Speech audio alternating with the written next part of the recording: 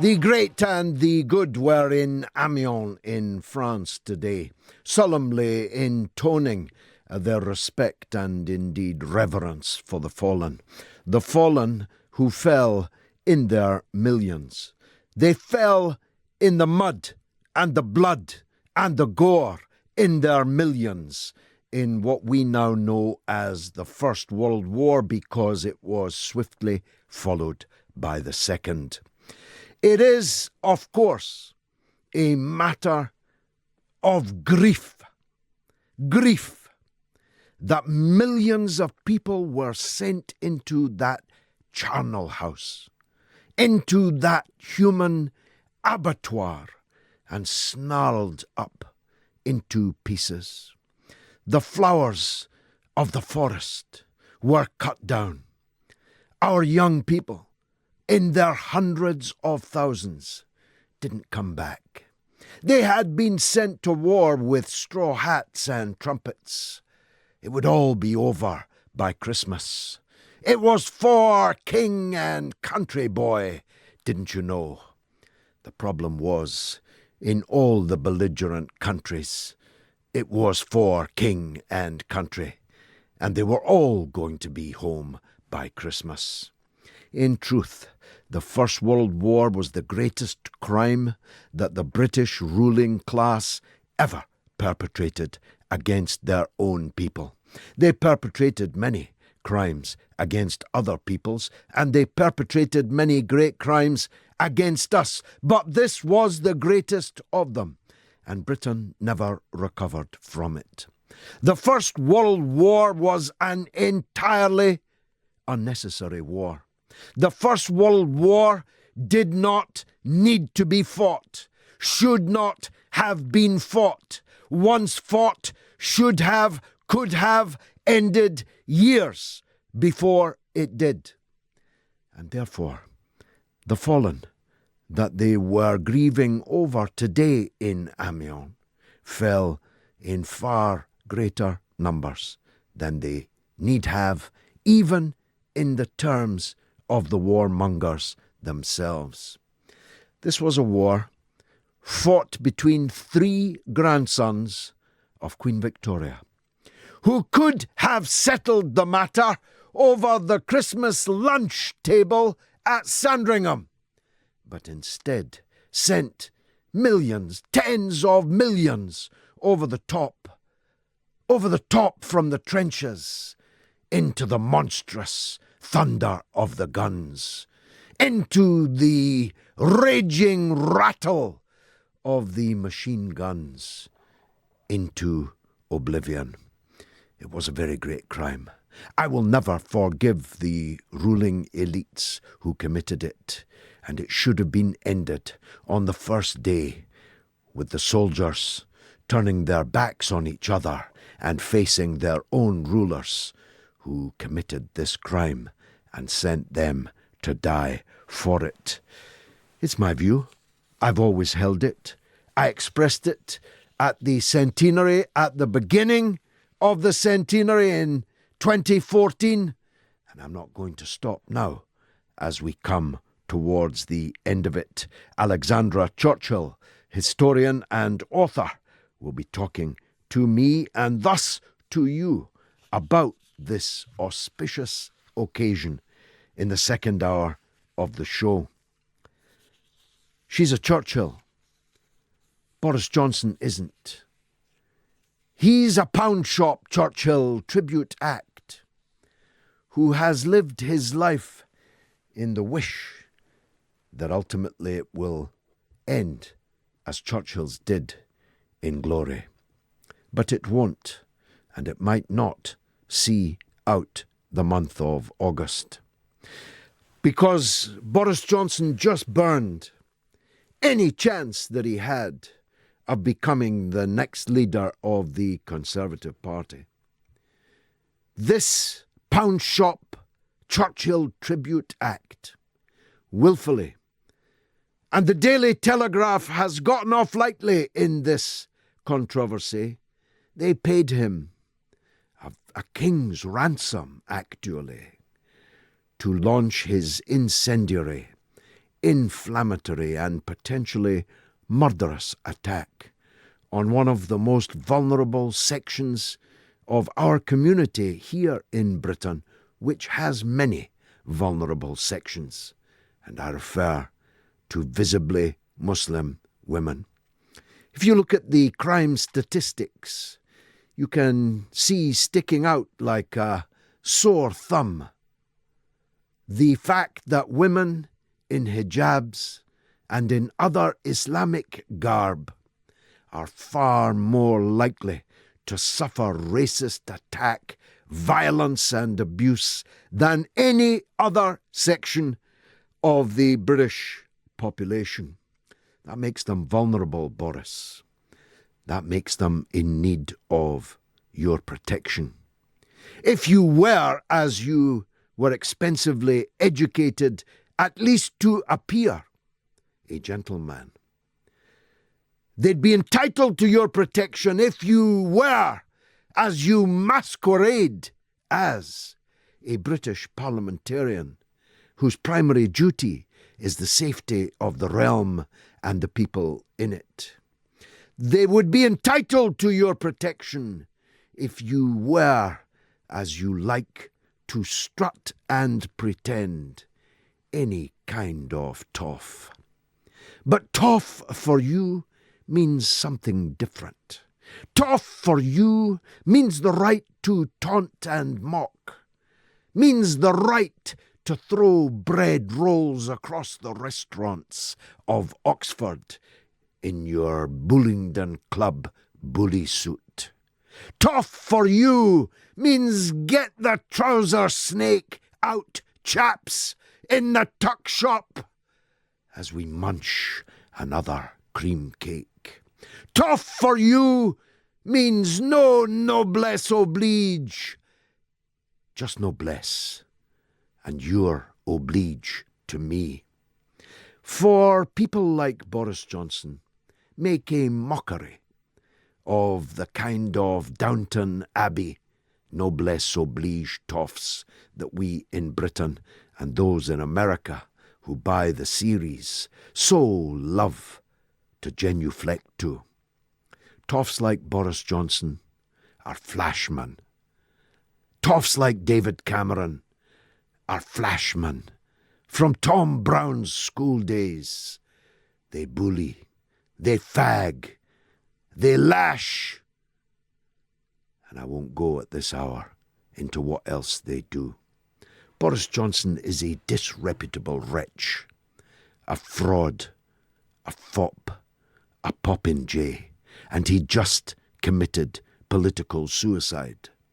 Unless there is no honour left in Parliament at all, unless there is no honour, decency left in the Conservative Party at all, unless there is no honour, decency left in the British media, because let me put this as bluntly as possible.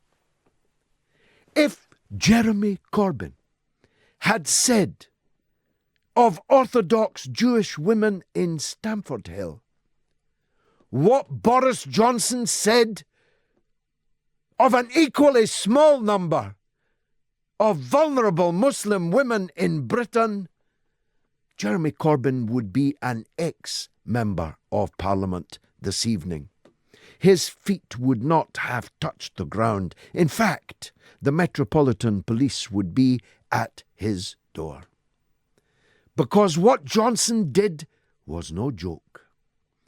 No more than his insults to the great people of Liverpool were a joke.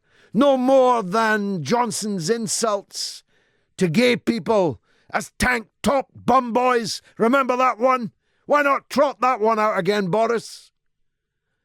It wasn't a joke.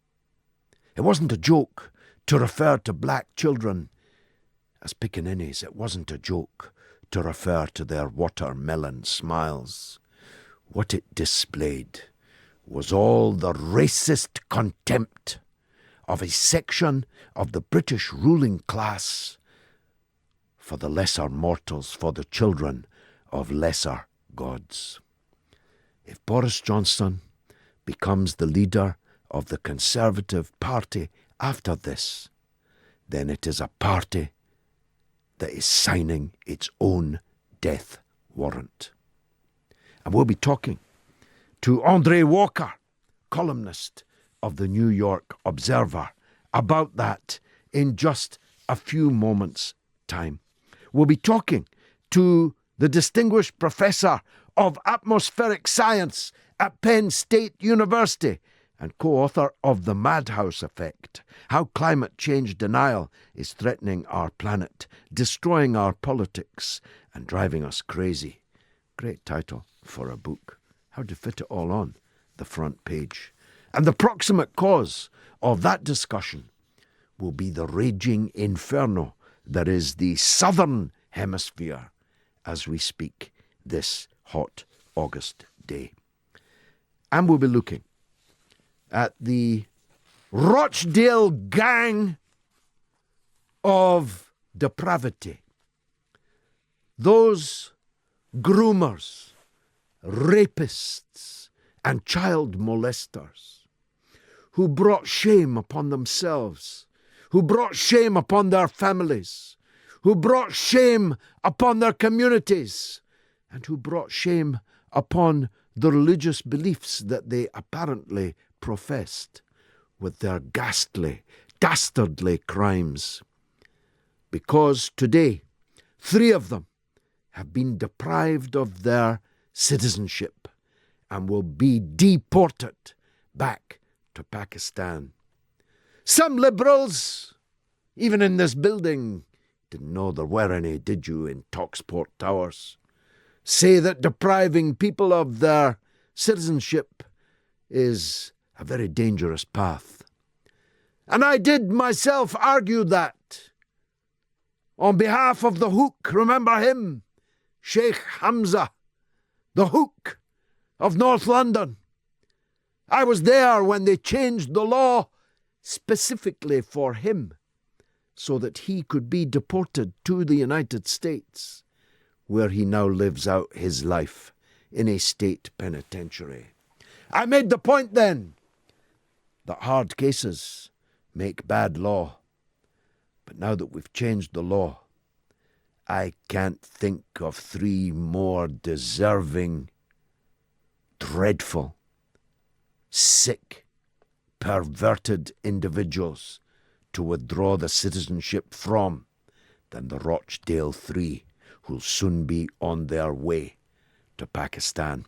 It's all coming up tonight on the mother of all talk shows. 0344 499 1000, 0344 499 1000. You call us, we'll call you back. Needn't cost you more than a penny or 2, and we'll put you on the radio to the nation and indeed far beyond. You can email me through the website at talkradio.co.uk. You can text me.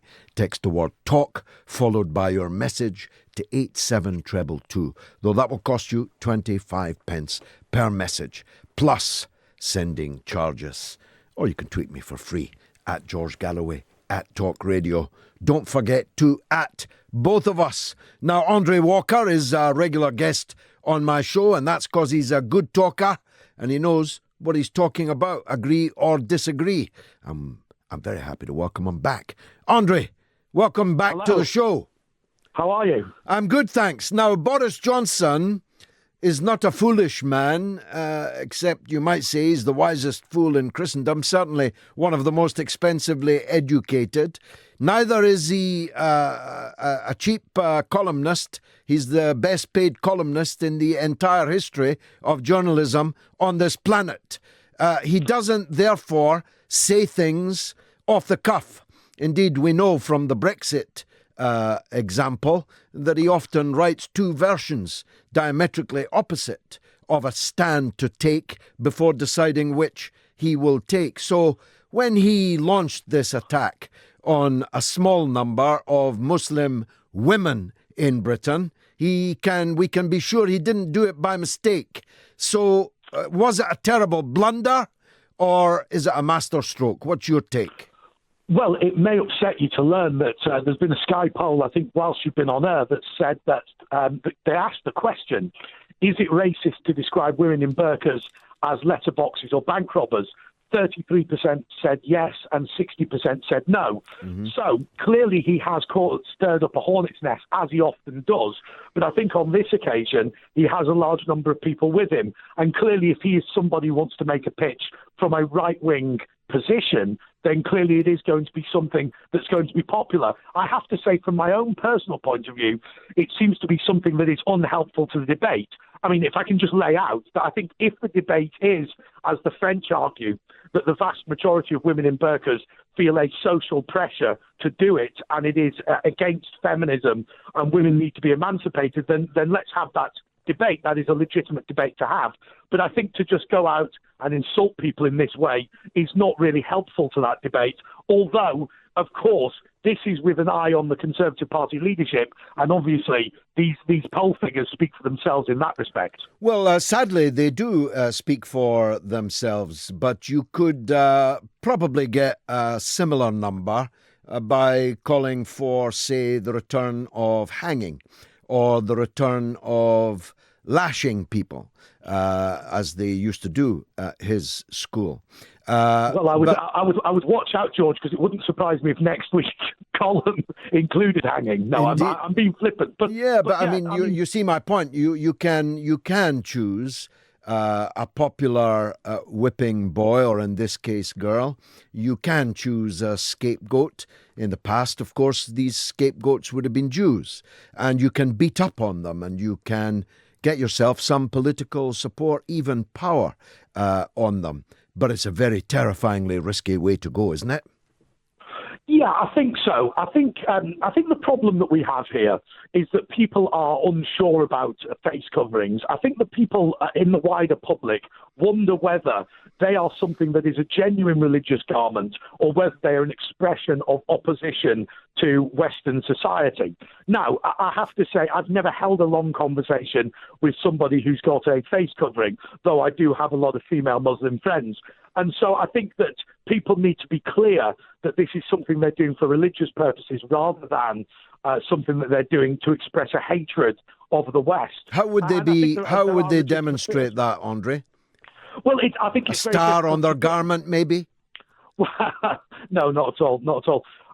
Look, well, I mean, okay, in that case, let me throw a question at you, because I think this is a difficult thing. So obviously, face coverings are something that largely come from the Middle East. Most people historically in places like Pakistan and Bangladesh did not wear these garments and did not feel that they were part of the Islamic faith. So in that case, is this a genuine religious item? Is this part of your worship to your God, or is it something that has a wider cultural significance in Britain that doesn't exist in an Islamic country like, say, Bangladesh? Well, I'll answer you first by saying it's none of your business. It's none of your business. It's none of your business what women wear, and it's none of your business why they wear it. It's no more your business why they wear something on their face than it is your business whether they're wearing knickers or not. It's really not your business, Andre, and it's not Boris Johnson's business. But I'm actually against niqabs, and so are most Muslim women. The vast majority of Muslim women in Britain don't wear niqabs. Fewer than 20,000 women in all of Britain wear niqabs. And so to single out such a tiny group of women, I accentuate, to make the subject of this kind of incendiary debate is a terrifyingly risky thing to do. But I add this, as you tossed a question at me, let me toss one at you. I could take you right now to Stamford Hill, where a significant number of a small population of Orthodox Jews, and I could show you their women who cover their faces entirely. Now, Boris Johnson would never have written about them in the way that he wrote about Muslim women, because the Jews are yesterday's scapegoats and whipping boys, and the Muslims are today's. Sure. Well, look, I think you're right. I think that there is no way that he would attack Muslim women, and I think it would be ridiculous for me to take a position that was other than that. I would simply make the point that, to be fair to Boris Johnson, I'm not a supporter of Boris Johnson by any stretch of imagination. To be fair, he stood up for that great British principle that you have laid out, that we're not going to tell people what they should and should not wear. And I think that, he's somebody who has insulted people. And perhaps it's my view to say that, yes, it is your right to wear something, but it is also my right to ridicule it if I don't like it. But, from my point of view, I don't think, and I think I said this at the beginning, I don't think it is helpful to the debate to simply roll out these insults in national newspapers. And I don't think it gets us anywhere. I think the big problem that we have, that people are really concerned about, and funnily enough, even though you've disagreed with me on this, I think that you have always been part of the solution to this. I think part of the problem is that we feel that the Muslim population, certainly me as a sort of middle-class white guy, feels that the Muslim population is disengaged in Britain and aren't necessarily assimilating and aren't involved in the politics of Britain. And I think that actually we need to do more to bring them in. And I think that's something certainly you attempted to do in the East End. And it's something we need to do more widely. We need to do something other than, if you see what I mean. Yeah, what I would say, and I have been close to the Muslim community in Britain for a very, very long time, this kind of controversy, deliberately ignited, is the greatest recruiting sergeant for extremism in the Muslim community that you could possibly imagine. Because what will be being said by the siren voices of extremism, trying to lure more young people onto the rocks. See how they ridicule us. See how they attack us. See how they claim you're wearing that because you've got bruises underneath your face, even though the vast majority of women with bruises are married to white, non-Muslim men. See how they claim that you're being forced to wear that, though nobody would ever dream of saying that girl in the miniskirt has been forced by popular culture and the sexualization of women for commercial purposes to wear that. See how they insult us. That's what will be being said by those siren voices this evening. Last word to you, Andre. I think that's absolutely right, and I think that is potentially a huge problem, and I think it's a problem that goes right the way along. We do not have a cohesive society in many respects, but certainly in the respect of Muslim families coming to the UK, and obviously we don't want to insult people. Look, the problem is with Boris Johnson. Boris Johnson is somebody who has only one interest, and that's Boris Johnson. And I think that's why he is not the person to lead this debate. He's not the person to sensibly clarify this debate, and he's certainly not the person, in my view, to lead the Conservative Party. But then again, on a whole variety of issues, Boris Johnson has always been Boris Johnson. I think the difficulty is with this country that we consistently fail to represent people, or the House of Commons consistently fails to represent people. And I think that because Brexit was a great strike back for democracy, obviously he has been elevated by it, perhaps in a way that wasn't appropriate. Pleasure disagreeing with you, Andre. As always, Andre Walker, columnist at the New York Observer. Where do you stand on Boris Johnson and the burqa row? 0344 499 1000. 0344 499 1000. That's the number to call. You can tweet me, text me, and you can email me. But especially, I want your calls. Here's my old sparring partner, Brian in Sunderland. Go ahead, Brian. Right. The women who wear the hijab are what's called a niqab. Yeah. Well, a hijab is just the... Brian, let me get the terms right. A hijab is just a headscarf like the Queen wears. Nothing more, nothing less. Like my mother wore going out all her life. You're talking about the niqab, which is a face covering. The one that makes them look like pillar boxes, yeah. Well, you say so, I don't. Right? They don't look like any pillar box I've ever seen. I don't drive because I've got epilepsy, right? So I don't drive a car, I use public transport. If a person got on a bus or a train wearing one of them things, that would scare the hell out of me. Because you must be a very tender butterfly, Brian. If a woman in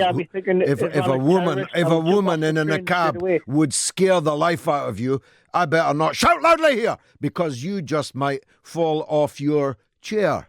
Are you seriously a man from the northeast? Hewn from the rock. Hewn from the rock. It would scare the life out of you if a woman with a little square cloth on her lower face Yeah, would scare the life out of you. Jihadi terrorists. Oh, see, that's what it is. That's what it is. Do you think that's exactly what it is? Yeah, okay. Let's. And I tell you where I get that reasoning from, because them sort of people who wear that kind of clothing are extremist Muslims, because moderate Muslims don't need to wear them. Well, how many women wearing niqabs have ever blown anybody up on a Sunderland bus, Brian? Well, I don't know, but I don't see many of them about. I know. Well, exactly. You don't see many of them about. And none, I'll give you the answer that you don't know. None of them. Precisely none of them. I've never been troubled by a woman wearing a niqab, but I've been troubled by many men in suits and shirts and ties who bathed the world in blood. If you want to talk about violence, if you want to talk about bombs, I knew some of the most conventionally dressed men that ever walked the corridors of Westminster. They looked just like thee and me, and they were the most dangerous people in the world, Brian. Yeah. One more point before we go. Labour's never going to get out of power, and you've got Jeremy Corbyn at the rails. That's a sad fact of life. Well, he did quite well, much better than you expected last year, didn't he? I don't know. Did he? Well, he got the best Labour result since Clement Attlee in 1945.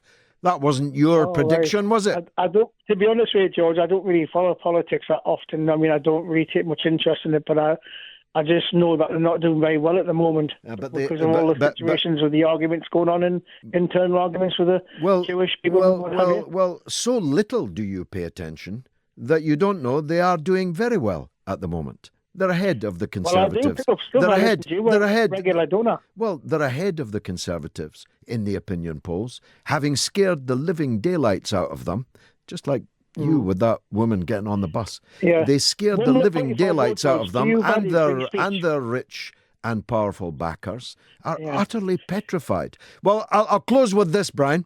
Take a look at the bookies. Jeremy Corbyn is odds-on favourite to be Britain's next Prime Minister, and Labour are odds-on favourites to form the next government. If that's your definition of not doing very well, you need to get out more, but maybe avoid the bus just in case. Steve is in Croydon. Go ahead, Steve. Oh, hi, George. Hi, mate. In my mind, Boris Johnson is clearly being groomed to be the next divisive Trump. Basically to attract the right-wingers and the morons like Trump did in America. I think this was hatched with Steve Bannon when he met him the other day. Definitely, without doubt. I mean, come on, even Z-list celebrities wouldn't make a remark like that now because they know they'd be hung, drawn and quartered. Yeah. This is a deliberate ploy to set him up as a Trump-type person to appeal to the right-wing morons out there. And that last guy is clearly a Sun reader, and he said something about traditional dress. Well, if the traditional dress scares him in the Muslim, does the traditional dress scare him with Jewish people, with the curly hair and the wigs? Because they are some of the nicer people that disagree with Zionism and everything. I've seen many videos where the traditional Jewish people do not like the Zionist people that are causing all this trouble and all the wars in the world. Well, certainly a section of them, that's true. But this would never, in the past, by the way, in The Ragged Trousered Philanthropist, there's a whole epic conversation goes on, written in the early 1900s, in almost exactly the same terms, about Jewish immigrants that were arriving in Britain at that time, fleeing pogrom and repression in Europe, about the way their women dressed, about the smells from their shops and their cafes, about the language that their men spoke in public, refusing to talk English, speaking their Yiddisher words in public. But nobody would dare talk like that now. And rightly so, about Jewish people. But so many people, not just like the moron from Sunderland I've just had on, but at the politest dinner tables in North London, Steve, or South London, as you're from Croydon, even at the politest middle-class dinner tables, that kind of talk about Muslims is perfectly de rigueur. Well, exactly. And can I just say something else as well about these people that read The Sun and things like that? As anyone, they need to Google the Kalergi plan. I'm sure you've heard of it yourself. So all this immigrant stuff and all that is all done deliberately. The immigrants of the million people that were put into Germany, Chancellor Merkel was under orders to take them in from the Middle East and Africa because it's all part of the Kalergi plan. I've never heard of this plan. I've never heard of this plan. Tell me about it. Oh, please. It's to influx the whole of Europe with migrants to mix us all up, to make us all mixed race, but leave Israel pure for the Jewish people. That sounds like an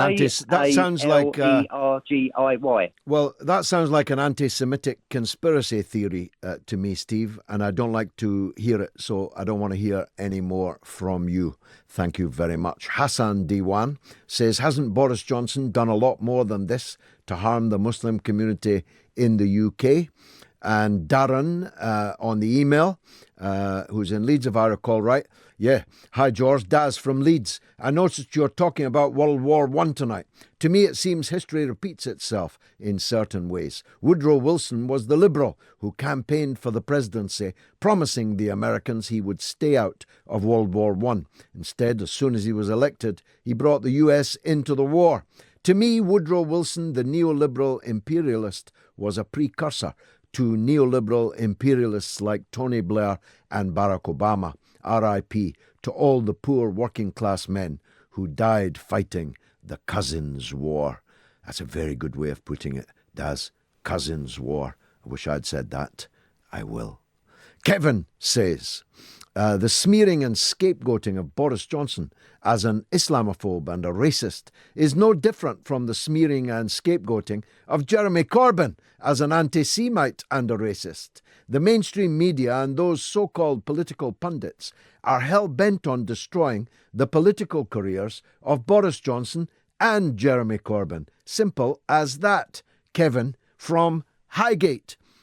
Kevin, why don't you give me a call? I'd like to discuss that thesis with you. 0344 499 1000. 0344 499 1000. I need your calls. I need them early. You call us. We'll call you back. John Hodgkins says on the email, George, hang on a minute. Didn't Boris just stand up against the mainstream European Islamophobes and their disgraceful ban the burqa campaigns? The focus on his Terry Gilliam-inspired animated remark about coverall garments is just manufactured anger from the usual easily offended suspects. And as for Ken, I'm not sure which Ken that is, the 1930s was an era full of uncomfortable historical movements. Everyone needed to formulate some kind of relationship with Hitler and his disgusting henchmen. Zionist activists were no different. And now he goes on in terms that I'm not prepared to read out. I'll tell you what the relationship with Hitler and his disgusting henchmen should have been, Mr. Hodgkins.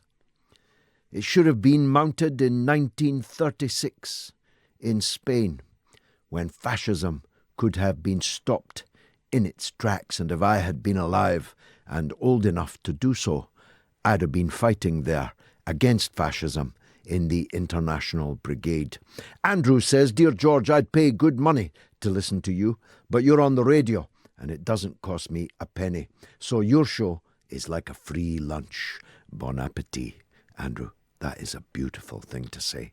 Tony X says the issue, popularised by Johnson, isn't what he thinks or says. It's the knuckle-draggers of the EDL, Britain First, whatever happened to them, UKIP and the Conservatives sitting in their bedroom in their pants, admiring Boris for his stand against the Muslimics.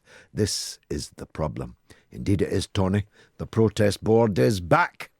Robert on email says, Hello, Mr. Galloway. When the Labour MP Emily Thornberry said she would never see a woman dressed in a full burqa or the niqab at her MP surgery, I do not recall any outrage from Labour MPs, the media and you. These double standards from the left sicken me.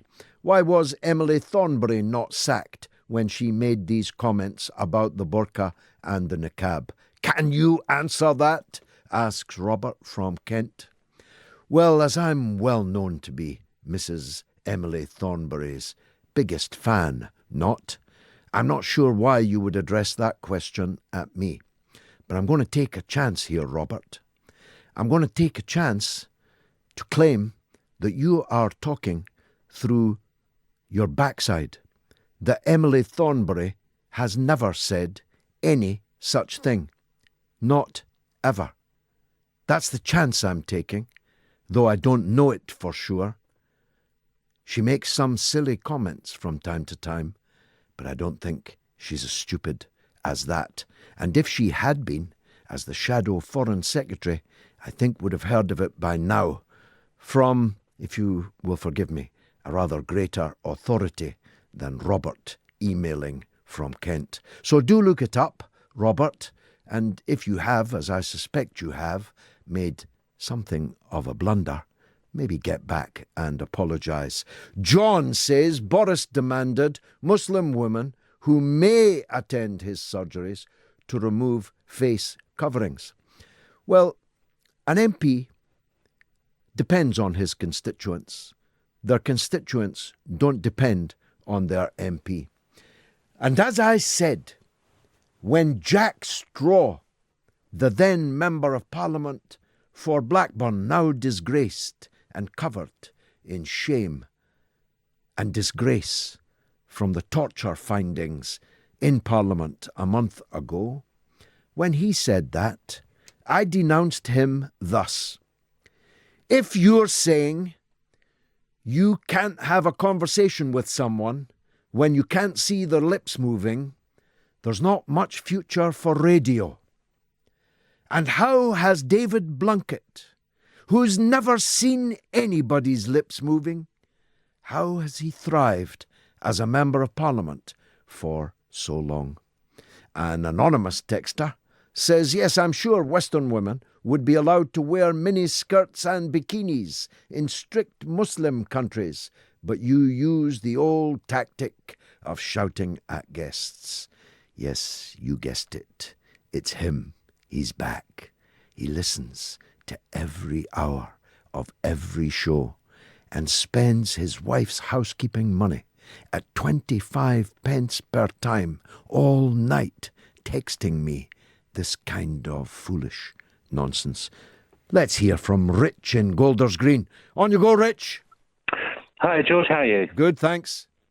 I had not an altercation, I wouldn't call it that, an exchange on Twitter with you about an hour and a half ago. Okay, might not have been me, might have been someone acting on my behalf, but go ahead.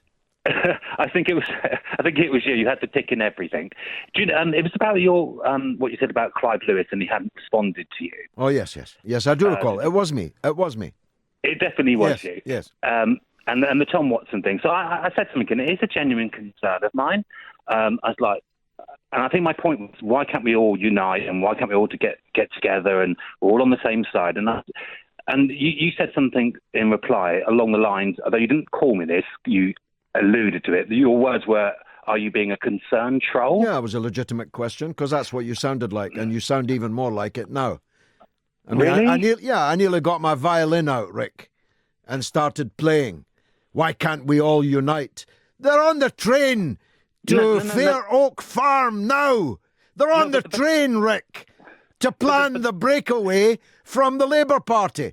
And you're on social media now, on mainstream media, saying, why can't we all unite? Why don't you ask the guys on the train? But the thing is, you made me think. I'm always glad to do that. You made me think, and you made me think about my position and what I was thinking. Because I've always been a massive fan of yours and a massive supporter, and for someone like you to say that to me, and I was like, well, if you're just saying that to me, then I need to take that seriously. I am quite naive politically. I'm not naive politically, but I am very idealistic politically. Well, that's good. You should keep that. And maybe it does come across that I suppose that I want to just not support both sides, but almost like I see things maybe in too much of an idealistic rainbow. I think you do. I think you do, Rick. Because look, you can't in politics back both sides. There's two sides. One of them represents 500,000 Labour Party members. Of which I'm one. Yeah. Has twice won landslide victories for his leadership. And the other side is a few elitist, neoliberal Blairites who are planning right now, this minute, to break away from the Labour Party. There isn't any way of being on both of those sides, Rick. But I guess the point is, I'm not trying to be on both. I am a socialist. You know, I have fought for the left wing of the Labour Party for all my life. But I guess I sometimes live in that Twitter bubble, and this isn't anything to do with it. But I do suffer from extreme anxiety, and I have been on tablets for many years. Well, I'm sorry to hear that. No. If I'd known that, I wouldn't have spoken so harshly. No. No, you're absolutely right to do so. That's not an excuse for anything I may think. And you've made me think. You gave me, actually, if I'm honest, you gave me the passion back that I haven't had in 15 years. Because it genuinely, I mean, even you said it not so long ago, maybe you are a troll. I'm not a troll. I believe passionately in the left wing of the Labour, believe in the Labour Party. And there is no place in the Labour Party for those who try and discredit us and make us kind of incidental. We should, yes, you are absolutely right, and you've given me a passion back that I don't think I've had for about 10 years. Well, I'll tell you where I think you're absolutely right. Instead of focusing on Boris Johnson, on the state of the economy, the shambles over Brexit, the state of the world, we're talking about internal Labour Party matters. And that is something deeply to be regretted. But the people responsible for it are the splitters, are the people that are on the train out of Waterloo. Not tonight, actually, tomorrow night. I'll even give you the train. It's the 7:29 out of Waterloo. Going on their little retreats and all that kind of stuff. Yeah, 150 quid a night. Mm. I'd like to know who's paying for it. Rick, thanks for the call, pal. I'm glad we've parted friends. Matt is in Cleveland. Let's hear from him. Go ahead, Matt. Hiya, mate. It's Cleveland. It's not Cleveland. It's Cleveland's near Blackpool. Okay, sorry for that, pal. All right. Now, I was wondering, I'm not big into politics or anything, but the thing is, I was wondering, is it right to have such things as music of black origin, but we're not allowed to have music of white origin? And is it all right to have gay pride, but it's not all right to have straight pride? Why isn't it all right to have straight pride? I'm straight, and I'm very proud. Yeah, so am I. And I've been far too straight and far too proud. It's got me into a lot of trouble. Straight people are the majority. They don't actually need protection. White people are the majority. They don't actually have to celebrate white music because most music is white music. Don't you get the point? Most music is black music. Most music is from black. It comes from blues and things like that. That's not most music. It's not most music, Matt. Most of the boy bands I see at the top of the charts now are not black, but my point stands. Black people are a minority in this country, and in the past, a minority community subject to gross discrimination, bigotry, violence, police violence, deaths in custody, and still, even now, that they've been supplanted by a new group of whipping boys who now take the brunt of what they used to take, though they still take it, I can assure you, this night and every night. These minorities need protecting. Well, okay, that's fair enough, the minorities in this country. Can I ask you this, right? Okay, I've just been taken to court, right, because I'm a single parent, and my daughter bunks off school constantly while I'm at work, right? I've just been taken to court. Last year, I got taken to court. I got fined £540 for my daughter bunking off school. And that was my fault. I committed a crime for my daughter bunking off school while I was working, right? Okay. And then this year, just last week, I got taken to court again. I got fined £185, and I'm also I have to do 20 days like a rehabilitation thing. Now, what am I being rehabilitated again? Well, that's quite a change of subject from the one you came on to talk about, Matt. I'm not really able to discuss your individual case, but I do suggest that you seek help on it, and quickly, from the social work department, from your member of parliament. Make an appointment to see them as a matter of some urgency. And I feel your pain, and I'm sorry that you and your daughter are going through this, because it sounds like a very, very unpleasant situation. Thanks, Matt, for your call. 0344 499 1000. That's my number. You call me, we'll call you back. Won't cost you more than a penny or two. Or you can email me through the website. You can text me, or you can tweet me at George Galloway at talkRADIO. This has been a blazing first hour, I think. And if you think so too, stay tuned for the next 2 hours, tonight, tomorrow night and Friday night, because this is Talk Radio, and 7 o'clock in the evening is George Galloway time. 0344 499 1000, that's the number to call. You call us, we'll call you back. Needn't cost you more than a penny or two, and we'll put you on the radio. You can email me through the website, you can text me, or you can tweet me.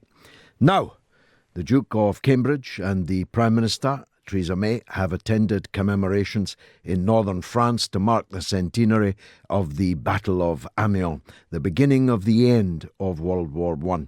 Prince William and Theresa May both paid tribute at a service in Amiens Cathedral. The British-commanded 4th Army was involved in the battle, heralding the start of the 100 Days Offensive. General Sir Henry Rawlinson had learnt the lessons of the bloody Somme offensive and employed improved tactics and new equipment. More than 500 UK tanks were deployed, alongside 1,900 British and French aircraft, and more than 2,000 guns from the Royal Artillery. It turned the tide in the terrible ocean of blood that the First World War represented and continued for the next 100 days to represent. It's right, of course, to mark such a significant occasion, and all the top brass from across Europe were there. Alexandra Churchill, historian and author, joins us now to discuss it. Alexandra, thank you for joining us. Hello. Would you describe the importance of the Battle of Amiens first, please? I mean, it's impossible to stress exactly how important it was. As you said, it was not just learning mistakes from on the Somme, but British Army commanders had round up everything that they'd learnt so far in the war. Every new piece of technology was integrated, ready to cooperate properly. And it really did kickstart the end of the war. On this day in 1918, open warfare returned to the Western Front. Well, the lessons were expensively learned, weren't they? Just remind people, remind even me, and I've been speaking about it for half a century. What was the death toll in the First World War? I mean, the death toll is, you talk about a lost generation. It's perhaps been overdone at times in terms of numbers and statistics, but to say that you can still drive through every village and every town in Britain and see a war memorial that sums up the loss and shows you that the loss was total and across the entire country. It really is difficult to emphasise just how many casualties had been suffered to get to this point in 1918. So the British Army lost something like 60,000 off its strength on the opening day of the Somme. Passchendaele was incredibly costly, and the 8th of August 1918 was referred to as the Germans by their Black Day for the German army. They lost 30,000 off their strength in one day, and it's still an incredible amount of lives and an incredible amount of prisoners and those wounded, but Britain only lost 8,000 on that day. So they really have learned that it's not all about continuing to push and push and push and push.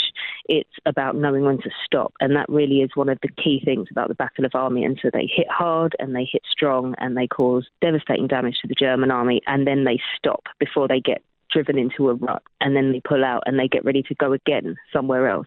And for the next 100 days, what they do, instead of pressing one offensive in the same place over and over again, is to keep launching different, smaller offensives on different fronts so that the Germans never know when the next blow is going to come or where it's going to come from. So it was a kind of modern warfare as opposed to the primeval warfare that had preceded it. I mean, really, so the First World War is industrialised warfare on a scale that nobody anticipated in 1914. Everyone was caught out by it. And it's really become the trench warfare that we all associate with World War One throughout 14, the end of 14 it starts, and then throughout 15, 16, 17. And in 18, what this battle does in Army Ends is blows that out of the water. I mean, the British forces, it's British troops, I say British, but it's British, Canadian and Australian troops and New Zealanders who burst forward, and they take something like 7 miles in the first day alone. And that's by far the most successful day. Almost immediately, it begins to have less effect. But that first blow, 7 miles in one day, which is unheard of in the First World War. So yes, it really is adapting completely to everything you've learned and every bit of technology that you've developed, and putting it into one really strong, powerful blow, and doing something completely different. Was Germany represented at Amiens today? I don't know. I do know that when the Duke of Cambridge spoke, he did speak on behalf of all those that died. There was no specification as to nationality. Really, Amiens for the Germans really is their prospects hitting home. Germany had tried to win the war earlier in the year in March and failed, and that really was their last attempt, and they knew if they didn't win it then so that they couldn't. So what happened in August is, before the Battle of Amiens is launched, the Allies effectively know that Germany can't win the war, but they haven't yet won it either. So they've got to find a way, and it is still incredibly bloody, and it lasts for 100 days, and it's not easy by any means, but this anniversary today represents the beginning of the Allies going out to actually win the war. So and this carnage we're discussing is the Western Front only. The carnage on the Eastern Front was just as massive. And then, of course, there was the Middle East and elsewhere in the world where the First World War was joined. So you still, the war is still active in August 1918 everywhere. You've got advances going on in Palestine. You've got Bulgaria still in the war. Italy is still in the war. So it's very much, we focus as British on the Western Front. But we do have troops elsewhere as well, still in 1918. But obviously for us and for France and for Belgium, it's all about today and it's all about this anniversary. But by no means... it really does have to be one on the Western Front. There's always a divide in the First World War between those who think that the only front that matters is the Western Front and those that believe that you could have taken the fight to another front and done something constructive there. I mean, Lloyd George believed that. I have to say that I'm a Westerner. I believe that it did all revolve around the Western Front, and if it was going to be one, it was going to be one there, which is why today is so significant. It's not just us being insular because we're British and because we led that fight today. Your namesake, Mr. Churchill, also believed that the Dardanelles, for example, against Turkish forces could be decisive in the war. He did, yes, and he paid for that with his job and with his cabinet place, and he was left out in the cold because of that. I mean, there's all kinds of bonkers ideas. I mean, at one point, Lloyd George wanted to pick up the entire British expeditionary force from France and deposit it somewhere towards in the further east in the Balkans. And so there's a lot of things now that, in retrospect, when we read them, they sound like mad ideas. But I think what it did show is that. What did show the anniversary of this event, this day 100 years ago, did show that actually it was, by then certainly as well, because Russia pulled out of the war, it is really all about the Western Front. If you want to finish the war in 1918, it's going to have to be done there. Why couldn't the war have been ended earlier? I think the reason it ended in 1918 is because one side doesn't doesn't have it left to go on. Effectively, it's the entry of America into the war. And one thing that this battle 100 years ago today really did for the Germans, it wasn't just about how many prisoners we took and how many guns we took and how many deaths they suffered. It was about the crushing blow to German morale that happened 100 years ago today, and sort of left them in a position where they didn't believe they were going to win it anymore. There's always... Before then, there's always this semblance, if you're not going to back out when you think you can still win it, are you? Why was the war fought in the first place? After all, the three main leaders involved were all grandsons of Queen Victoria. Couldn't they have settled it round the Christmas lunch table at Sandringham? I'm sure they would have loved to. I've actually just completed a book on George V that comes out in October and his role in the war.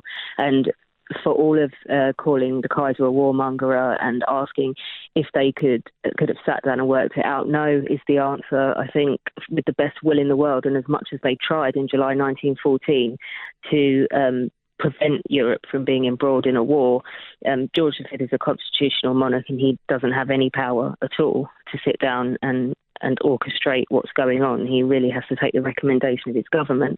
And even when you look at an autocrat like Nicholas II, he doesn't have much choice. When he's asking his ministers not to fully mobilise his troops, they're not interested. They've decided that this is what they want to do. And the same with Germany as well. Some of the research I've done has just shown that the Kaiser, by all means, was trying to stop war until quite late in the day, and that it reduced his war minister to tears at one point because he was convinced that the Kaiser wanted peace. So I do think that all three of them were victims of circumstance and where they are in history and in time. And if they could have done something, they would. But I think what the outbreak of war did show all three monarchs was that they really didn't have the power to stop it. Well, you'll have to forgive me if I don't take my handkerchief out and dab away any tears for their plight, because for me, the First World War was a very great crime committed by our ruling class against our own people, the greatest of all crimes that our ruling class ever committed against our people, and ditto the crime against the German people and so on. This was a war of choice. It was a war of choice between people who were really fighting about who would be the top dog, not just in Europe, but in the new colonies and in the cascading colonies around the world. It was an imperialist war. I'm not sure I agree, but I didn't think you would, but it would be a dereliction of my duty not to make it clear. No. Obviously, this is the thing about history, isn't it? Is that everybody, there's so many different ways to interpret everything that you can read and everything that you can learn, and it would be boring if we all had the same opinion.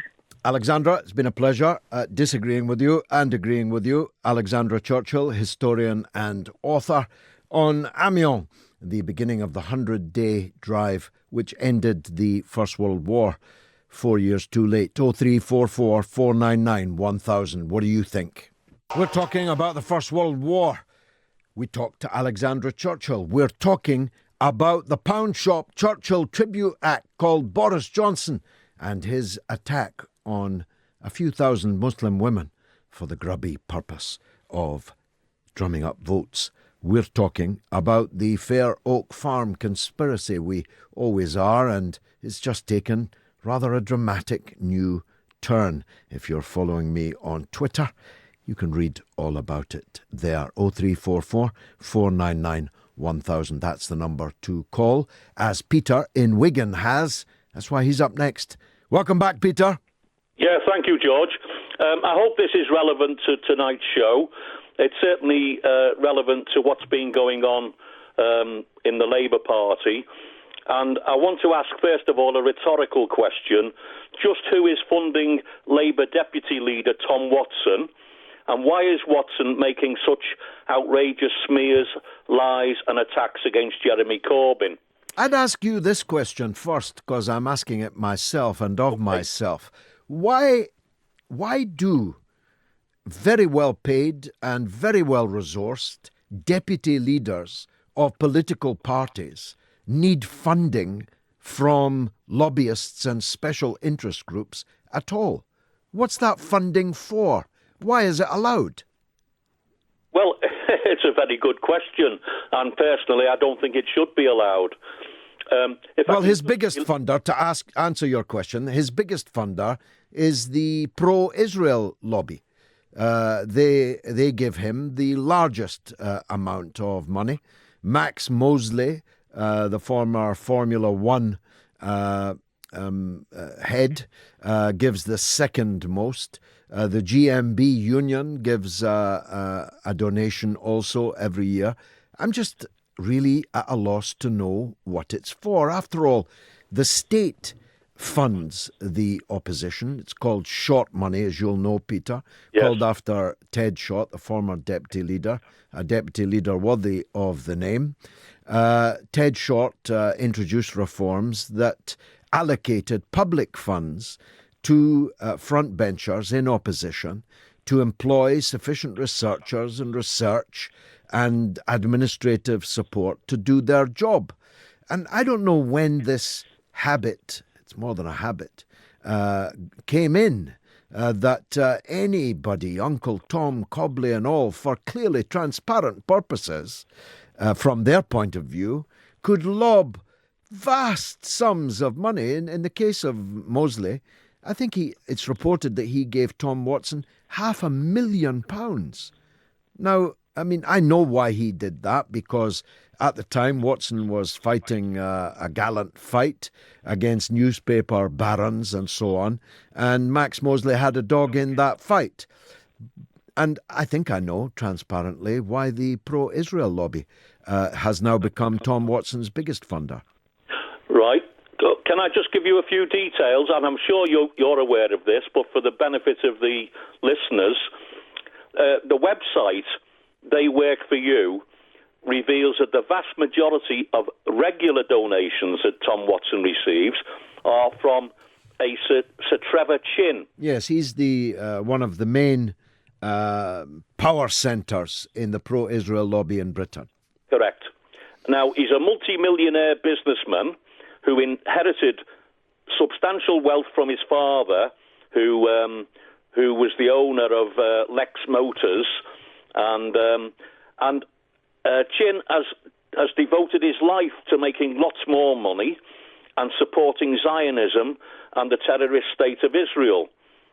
In his time, he's donated to the office or campaigns of a number of Labour Party politicians, including Tony Blair, Ruth Smeeth, Liz Kendall, Tom Watson, and Dan Jarvis. Chin is also associated with the Labour Friends of Israel. Now, just to give you a couple of quick figures, between the 9th of December 2015 and the 27th of June 2018, Tom Watson received £64,500 from Sir Trevor Chin and the Labour That's a lot of chins. Israel. That's a lot of chins. It is. And and he gets it like it's almost like a paycheck, because it comes on a regular basis in lumps of 5,000 or 10,000, which actually, in the scheme of things, George, and we know that there's bigger money than that around, but it seems that some low-life politicians, I won't mention names, can be bought for a few pounds or a few shekels. Now, he who pays the piper calls the tune, and we now we all know whose tune Tom Watson is dancing to. Well, to be fair to him, Peter, I want to be fair. It's my duty to be fair. Tom Watson would dance to that tune even if Sir Trevor Chin had never given him a dry nod.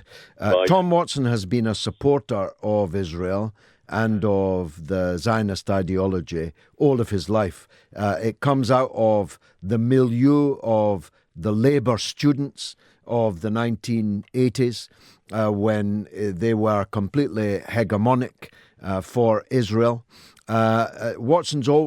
Chin's giving Watson money because of what Watson stands for, rather than Watson standing for it because Chin gave him money. Do you get my point? Yes, I do, yeah. Anyway, I was interested. I think the bigger, because as you say, Peter, although these are eye-watering sums for many of the people listening, you and I, as longer in the tooth, know that there's far bigger money around than that. There's 50 million on the table for the new breakaway party, which is even now being formed. So this is small beer compared to that. But I'm raising the bigger question, and I think you agree with me, that there can be no case for allowing private money, lobbying money, special interest money into the front benches of British politics, because although it hasn't corrupted Tom Watson, he would be taking the same positions regardless of the money. I'm perfectly sure of that. The danger of it being a corrupting influence is surely obvious. It's an elephant in the room for everybody. Peter, pleasure as always. Let me hear from Carol in Swindon. Go ahead, Carol. Hello, George. I just thought I'd try and calm the atmosphere a bit, because the first hour there was too much testosterone flying out of my little laptop. Oh, really? I'm sorry. I'm sorry you felt that. I thought it was quite good radio. I know you were just in your fighting mode. Do I have another mode, Carol? I do actually. No, I do actually. So let's switch it. Yeah, I'm sure at home you're a loving daddy. Oh, at home for sure. And big teddy bear mode. I'm henpecked at home. Are you? Yeah, I don't believe that. Absolutely am. The Minister of the Interior rules me with a firm rod. Well, you have to be. Us girls have got to organise you men, otherwise they get nothing done. Exactly. Anyway, what I came on to talk about was the ladies in the Muslim ladies. Yeah. And the face covering. Yeah. First of all, Boris Johnson reminds me of a posh football hooligan. Yeah, that's right. He's a football hooligan with an Oxford degree. Exactly. He's just a yob, but he's a sneaky yob as well, because I wouldn't leave my handbag in the same room as him if I went to the ladies' room. Well, I wouldn't leave my wife in the same room as him if I went to the gents' room. Him at all, but he's so wrong, and he shouldn't insult people like that. It's just a really horrible thing to say. So just...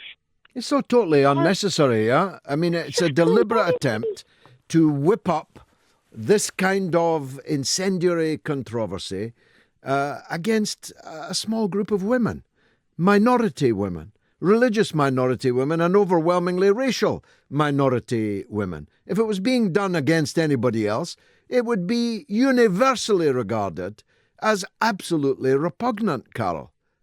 I know, I agree with you there, George. And by the way, let me tell you something. I read an article the other day, because I follow the Roman Catholic press very closely. There's a vast increase in the last 5 years of Catholic women going to Mass wearing the veil, wearing the mantilla, the black lace veil, because that's what Our Lady wore, because it's a sign of devotion. It's covering your face with a lace mantilla, a veil, covering your face amongst overwhelmingly white Roman Catholic women. And you know what? It's none of my business what they wear or don't wear. Carol, with all respect and with my apologies for too much testosterone flying out of your laptop, I thank you very much indeed for your call. 0344 499 1000 is the number to call, or you can tweet me. Says there's a small village here in New Zealand. We're being listened to in New Zealand. There's a small village here in New Zealand where in the centre there is a cenotaph with the name of 5 brothers, all killed in World War I. Truly the war to end generations. We haven't learned our lesson even today. That's from Hobbits in My Garden, listening to us down under. Thank you very much indeed. We'll be talking about the temperatures down under in the next hour or so. And Mark in Lowestoft says, George, I'm sure I can't be alone in finding the half-wit bozos disgusting slur on the proud Russian people far worse than his latest insult, comparing them to the Nazis, when over 26 million Russians died helping us fight fascism. He should have been sacked on the spot. And where was the MSM's outrage then? Best wishes, GG, says Mark in Lowestoft. This is the mother of all talk shows. Here's some breaking news. Russia faces US action over Skripal attack. The US is to impose sanctions on Russia after determining that it used nerve agent against Sergei and Yulia Skripal in the UK in March. The move was announced on Wednesday, that's today, by the US State Department. Former Russian double agent Sergei Skripal and his daughter Yulia were found unconscious on a bench in the town of Salisbury, England, on the 4th of March. They later made a full recovery after spending several weeks in hospital. This breaking news story is being updated and more details will be published shortly. And of course, we'll bring them to you. This on the back of unsourced and anonymous briefings that Britain has issued a list of suspects and sent them to Russia, demanding the extradition of those suspects. But neither the Russians nor the British have shared with the public any knowledge that they have other than what we've already read in the newspapers. No evidence, no knowledge, no information, nothing. In the Russian case, that's because they haven't been given any by the British. In the British case, well, they'll have to answer that for themselves. 0344 499 1000. Now, Michael Mann is a very distinguished professor of atmospheric science at Penn State University. He's the co-author of a book with the most wonderful title, The Madhouse Effect: How Climate Change Denial is Threatening Our Planet, Destroying Our Politics, and Driving Us Crazy. Michael, Professor, thanks very much for joining us all the way from Pennsylvania. Thank you, George. It's good to be with you. Now, the proximate reason for this interview is the state of furnace which now exists in New South Wales in Australia. Describe that for us, please, would you? Yeah, there's been a lot of attention over the last month or so given to the extreme weather that we are experiencing this summer here in the Northern Hemisphere.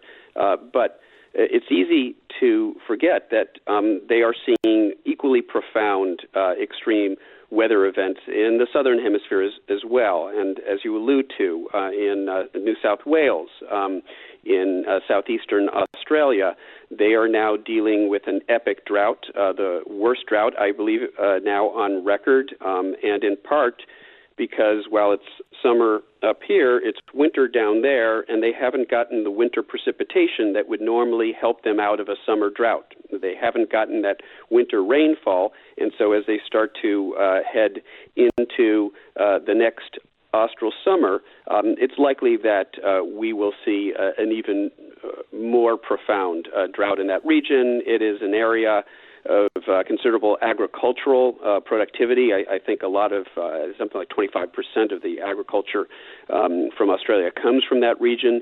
So this is a truly devastating drought that they're experiencing. And, you know, we can see the hand, we can see the fingerprint of human-caused climate change in these events. Now, they're even shooting kangaroos on the back of this. Australia's given permission to farmers to shoot kangaroos because they're competing with livestock for very sparse pasture. And 100% of New South Wales is now officially in the grip of this drought that you describe. That's 800,000 square kilometres to 309,000 square miles now in drought. What's the stated cause for this, Michael? Yeah, so, you know, Australia has seen worse and worse drought in recent years. And, you know, there are weather patterns that come and go, the vagaries of weather that fluctuate from, you know, day to day and from season to season. But there is an aggravating factor in climate change. Climate change is warming the planet. It's warming Australia. It's warming the soils. And when you warm up the soils, well, that means they evaporate more of whatever moisture they have into the atmosphere, and that contributes to drought. This winter, they didn't get much rainfall, and there has been quite a bit of focus in recent years on the way that climate change may, in fact, be impacting the behavior of the jet stream. The jet streams in both hemispheres. The jet stream here in the northern hemisphere impacting our weather this summer, but also the jet stream in the southern hemisphere impacting the weather that they receive in the winter. And in this case, there's been a tendency for sort of a high pressure. You haven't had the storms, the low pressure systems that normally come through and provide that rainfall. There's been this sort of blocking high pressure region. It's associated with fair weather, sunny weather, warm weather, but that means they're not getting the rainfall that they would normally get in the winter. Now, I have nothing approaching remotely your erudition, but I, as a layman, I'm beginning to feel that this is a kind of tipping point moment. Do you feel that? Well, I think it is. I think here in the United States right now, with the massive wildfires, unprecedented wildfires breaking out in California, record heat waves and droughts and floods and wildfires that have played out around the entire northern hemisphere. In the UK, of course, you've experienced record heat this summer. The Arctic has seen record heat and wildfires, which they're not used to seeing. Japan. Wildfires in the Arctic? That's right. I mean, this is, we are entering into sort of new territory. We're charting new territory. We're seeing impacts that just don't have any precedent. Wildfires, breaking out in the Arctic Circle. Japan having the worst flooding event on record, and also experiencing the worst heat wave on record. Europe again experiencing drought and heat. It's all part of this sort of pattern to the jet stream, where the jet stream is sort of fluctuating fairly dramatically. So you see it swing north and south. You see big peaks and troughs in the jet stream. And where you see those big peaks and troughs, it means somebody's getting really unusual weather. And here's the other ingredient. Those peaks and troughs, those wiggles in the jet stream aren't moving along as they normally do. They're sort of staying fixed in place. And so the same region gets baked by the sun day after day, or gets dumped on with rain day after day. And that's when you get these unprecedented extreme weather events. And we think climate change is playing a role in that jet stream behavior that's giving us these unprecedented weather patterns. And what tune are the world leaders fiddling while the world burns like this? Yeah, well, alas, here in the United States, of course, we have the only elected leader in the world now who is not committed to the Paris Accord, Donald Trump having threatened to pull out of the Paris Accord. The good news is that it really doesn't much matter what he says or does. There's enough progress being made in the United States at the state level, localities, our companies. We're going to meet our obligations under Paris with or without Donald Trump. But here's the problem. The Paris commitments alone aren't enough to keep us below truly dangerous planetary warming, 2-degree Celsius warming of the planet, where we really start to get into the worst and potentially irreversible impacts of climate change. If we're going to avoid crossing into that sort of dangerous territory, we're going to need to improve on the Paris commitments in the years ahead. And here in the United States, of course, Donald Trump and congressional Republicans are trying to take us in the opposite direction. Here's the good news. We've got a midterm election in less than 100 days here in the United States. And if the people of this country are not happy about the direction that Trump and congressional Republicans are taking us when it comes to issues like climate change, they're going to have an opportunity to send a message. I'm looking at 3 television screens as I speak to you, Professor. And for the first time, I think, ever, all 3 of the screens are showing wildfire in different parts of the world. It's kind of the metaphor for this summer. One is in Portugal, the other is in California, I think. The other is in, it's gone now, I've lost that. But there's this sense, I mean, I can tell you after more than 2 months of baking heat in London, that it just never used to be like this anymore. And it might be my age, but I'm beginning to get worried about it. How worried should I be? Well, we should be worried. The impacts of climate change at this point are no longer subtle. We're seeing them play out on our television screens, just as you describe. We have this global heat wave right now that's going on, and the Northern Hemisphere is essentially burning up. I mean, we're seeing wildfires across the Northern Hemisphere here this summer. What that tells us is that we have warmed the planet enough to start to see truly dangerous impacts. And the question is, how bad are we going to let it get? There is still time to act to prevent the worst impacts from playing out, but there isn't a whole lot of time. If we don't, this is the veritable tip of the iceberg that we're seeing. And if we don't want to see far worse floods and droughts and heat waves and wildfires and superstorms, we need to, as I said before, we need to honor the obligations under the Paris Agreement to bring down our carbon emissions, and we actually have to improve upon them in the next major climate conference within the next few years. How do people get your book, Professor? It's a wonderful title, I must say. Thanks very much. It should be online. I think you can get Amazon UK, and it was a unique experience to be able to work with a cartoonist to take a lighthearted, I suppose, approach. Yeah, that's good. Yeah, it's good. We don't want this book read only by professors. That's right. Trying to reach outside the choir, and we don't resist the opportunity to ridicule some of our politicians who refuse to act on this problem in the book. Professor Michael Mann, a professor of atmospheric science at Penn State University and co-author of The Madhouse Effect, How Climate Change, Denial is Threatening Our Planet, Destroying Our Politics and Driving Us Crazy. Thank you for joining us. It's the mother of all talk shows, all right, and debate is raging. Apologies for any excess testosterone. 0344 499 1000 testosterone. It's my middle name. Let's hear from Wesley in Manchester. Go ahead, Wesley. Hi, George. Hello. Good, sir. Thanks a lot. Regarding World War One and the lady you had on before. Yes, Professor Churchill, yes. Right. World War One for me, George, it was British imperialism. It was Britain ensuring that we had a unipolar world with us at the top. And don't forget, we went into that war as a war of choice. There was 5 empires that we came out of it. The big issue we had with Germany wanted, as he said, Bismarck, we want our moment in the sun. Yeah, exactly. You had the Dutch empire. They wanted a slice of the pie that had been exclusively ours. If you look at the Berlin to Baghdad railway, I think you're getting closer to the crux of the issue.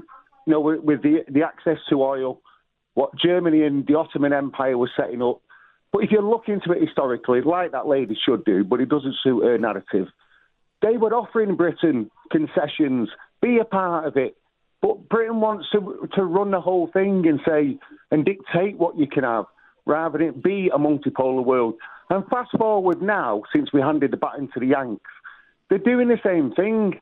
So when we see now with the One Belt, One Road initiative, and us not being a part of it and us not dictating it, we see them growing, and it doesn't suit. They don't want a multipolar world, and they're going to go to any lengths to stop it. Now, I hope Trump, being a businessman, takes and puts this American empire into port, and Well, there's not much sign of that, Wesley. I mean, he said that he would in running for election, but he's not acting like that now, as we were discussing with Ron Paul last night. He's not only slapped new sanctions on Iran early this morning, he's just announced this evening a new raft of sanctions against Russia.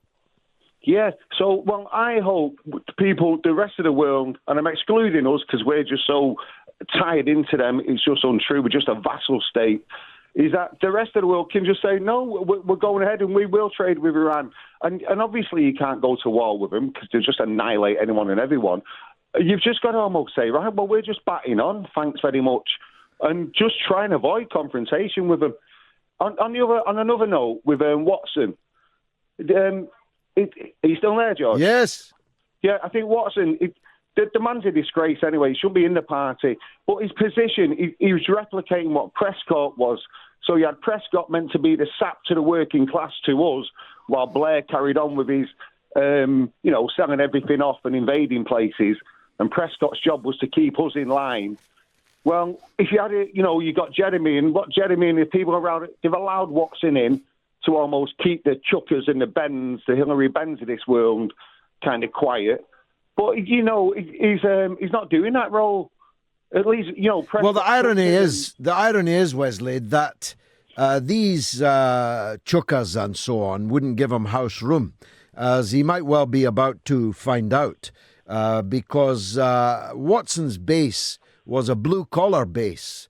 It was working-class trade union base. I'm a member of the GMB, George. I'm a shop shooter for the GMB. And well, you're helping to fund his office. Wes, you're helping to fund his office. Shame on us. You might need to look at that again. But you see my point. The Chukas and so on, the real Blairites, they look down their nose at Tom Watson. Yeah. He's going to find himself now. He may already be there and unable to escape from it, falling between both stools.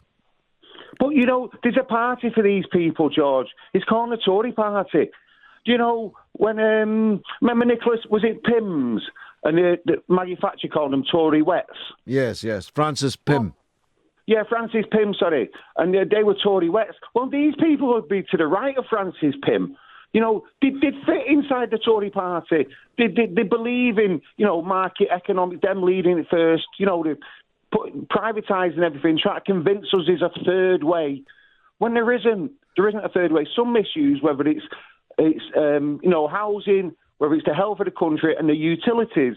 Well, I'm sorry, there's no third way. They're being run by the government, for the people, etc., etc. Okay, Wesley, thanks very much indeed for that very forthright call, a very interesting one too.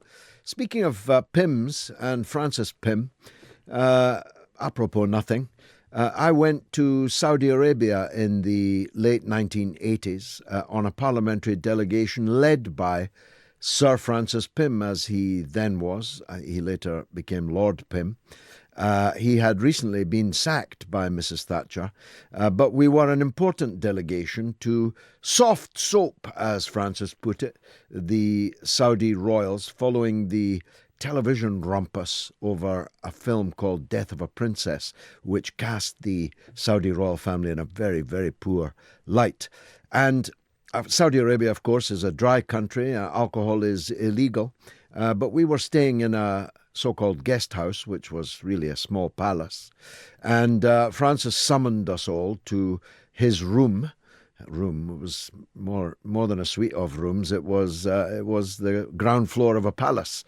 And an entire wall had been transformed into a bar. I was a non-drinker, of course, but the rest of them were quite thirsty by that stage, especially Francis, who did like a drink. Let's hear from Pat in East London. Go ahead, Pat. Oh, good evening, George. Evening, sir. Yeah. I mean, what you said about World War One, that it was. Well, I mean, that's true. I mean, it was a war of convenience for the elites, of the heads of Europe. Yeah, it was a squabble between three grandsons of Queen Victoria. Yeah. Now, it was a war that never really needed... Well, it's a war that never should have come about, in my opinion. No, as opposed to the Second World War, which had to be fought and should have been fought sooner. Right. Well, the fact is, I don't know how you feel about it, but had World War One never have come about, neither had World War Two, because what happened is, as you know, George, after the Germans surrendered, they took parts of Germany away. Yeah, the Versailles obligations on Germany, which was named the aggressor, the guilty party, and this fueled the rise of fascism in Germany. So you're right. If it hadn't happened, then Hitler would never have happened. Well, that's right. It would never have happened, and the 20th century would have probably gone. I mean, all right, you couldn't probably predict Korea or Vietnam, but the early and middle part of the 20th century would never have been gone by peacefully. Probably even Japan wouldn't have invaded America, and the atomic bomb wouldn't have been invented.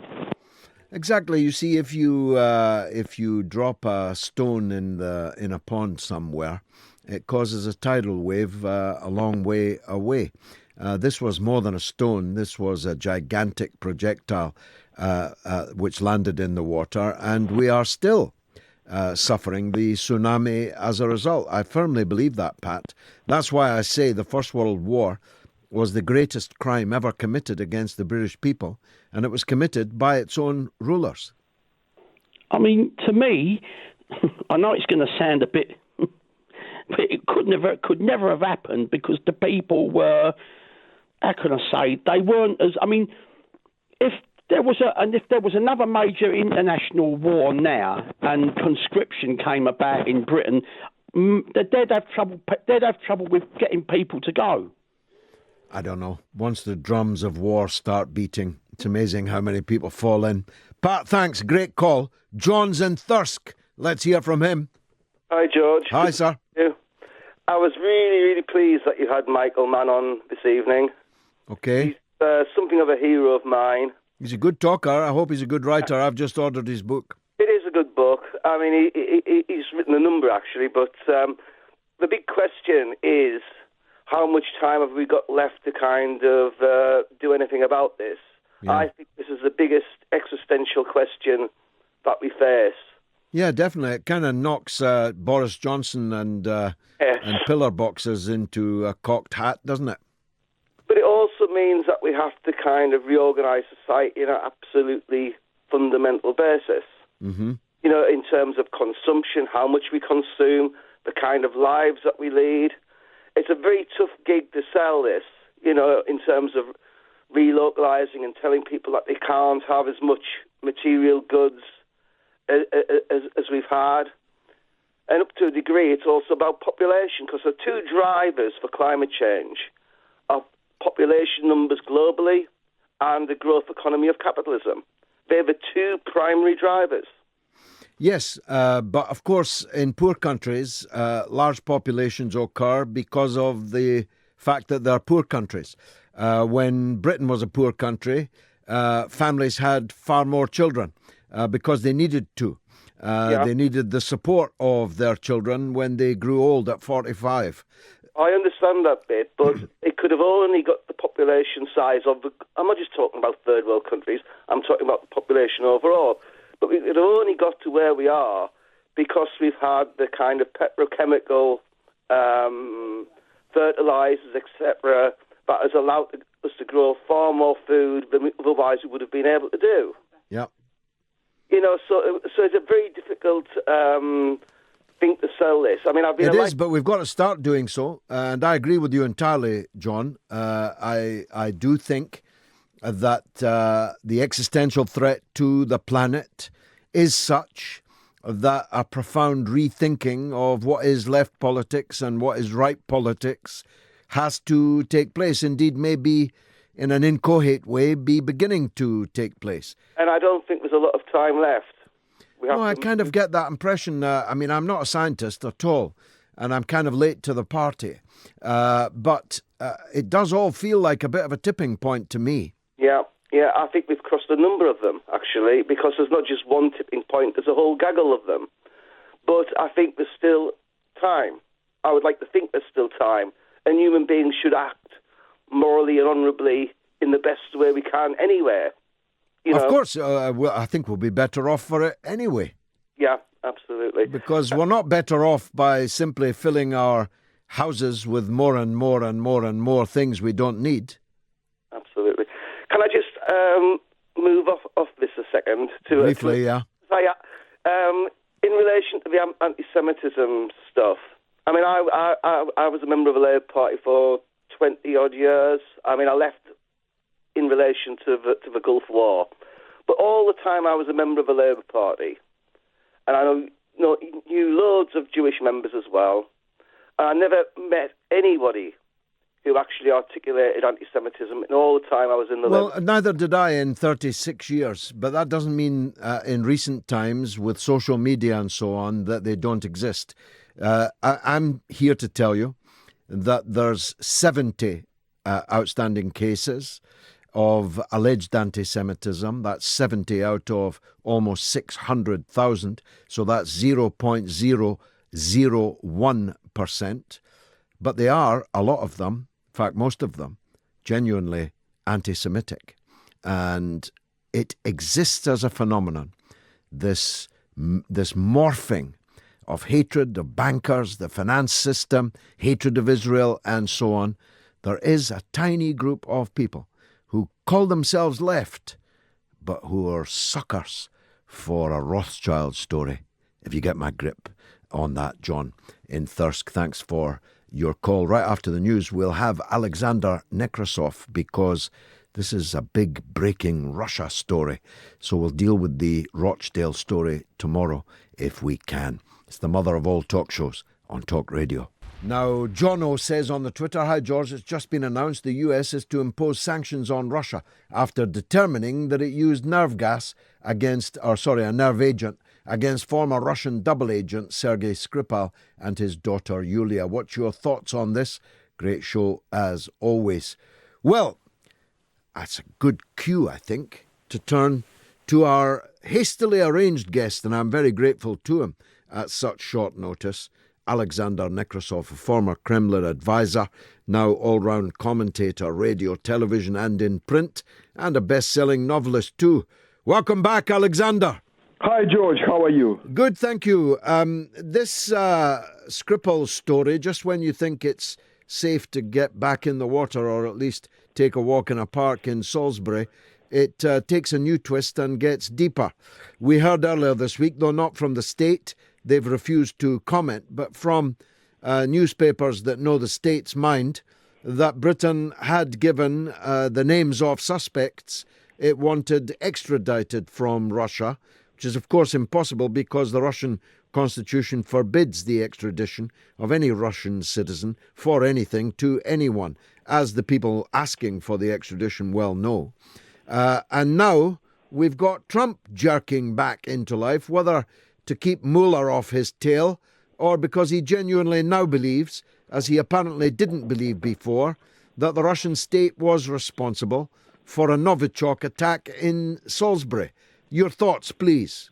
Well, first of all, I've read all these reports, which were based on, obviously, a leak from some unnamed official about supposedly two people having been identified by the police.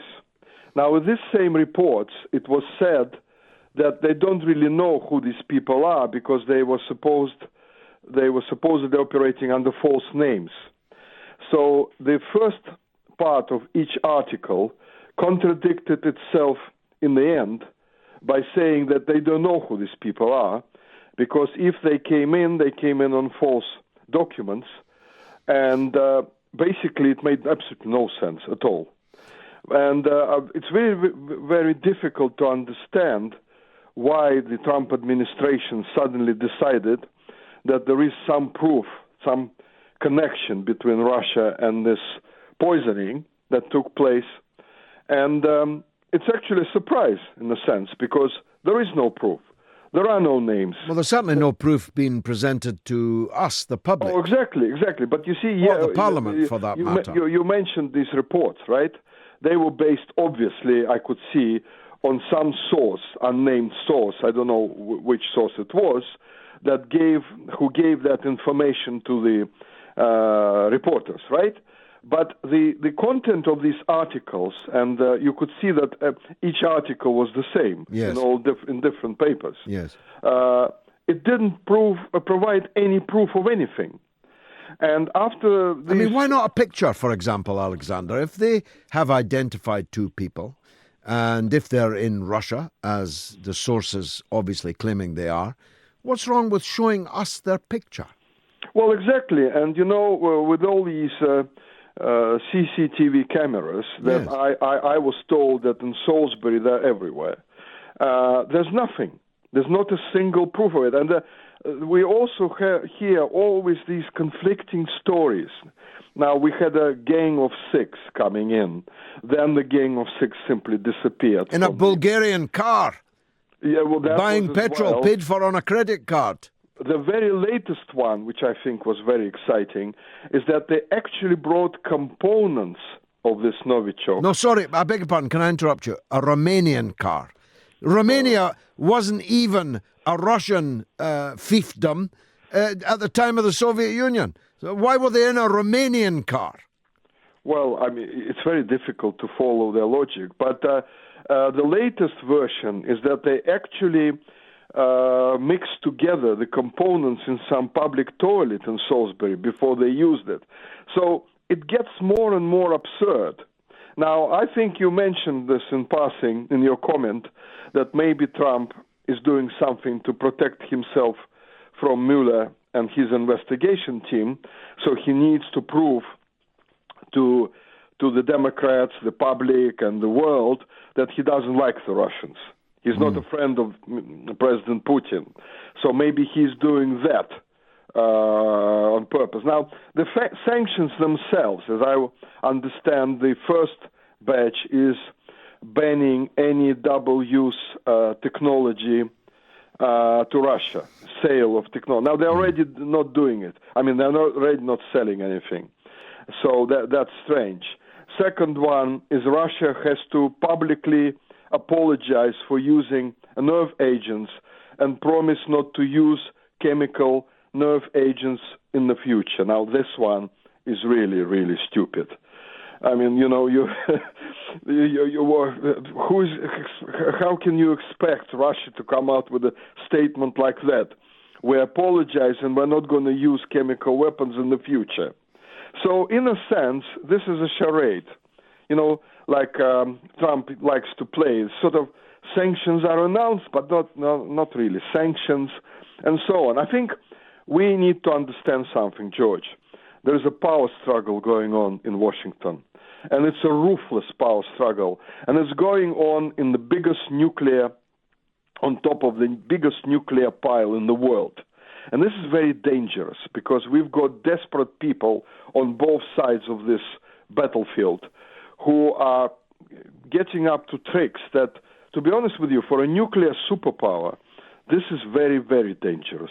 And the whole world would be not happy to see this happening. And I think that there has to be some sort of a resolution in Washington because you can't really keep the whole world hostage to this remarkable power struggle that is getting out of control every month. And obviously it will intensify before the November midterm elections.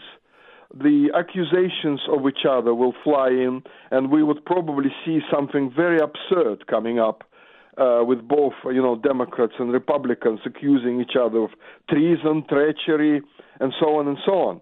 Well, we used to get an October surprise before November polling in the United States. I predict there'll be many October surprises. Some of them, to quote Donald Rumsfeld, some of them are known knowns, some of them are unknown knowns, and some of them are known unknowns, and I could go on.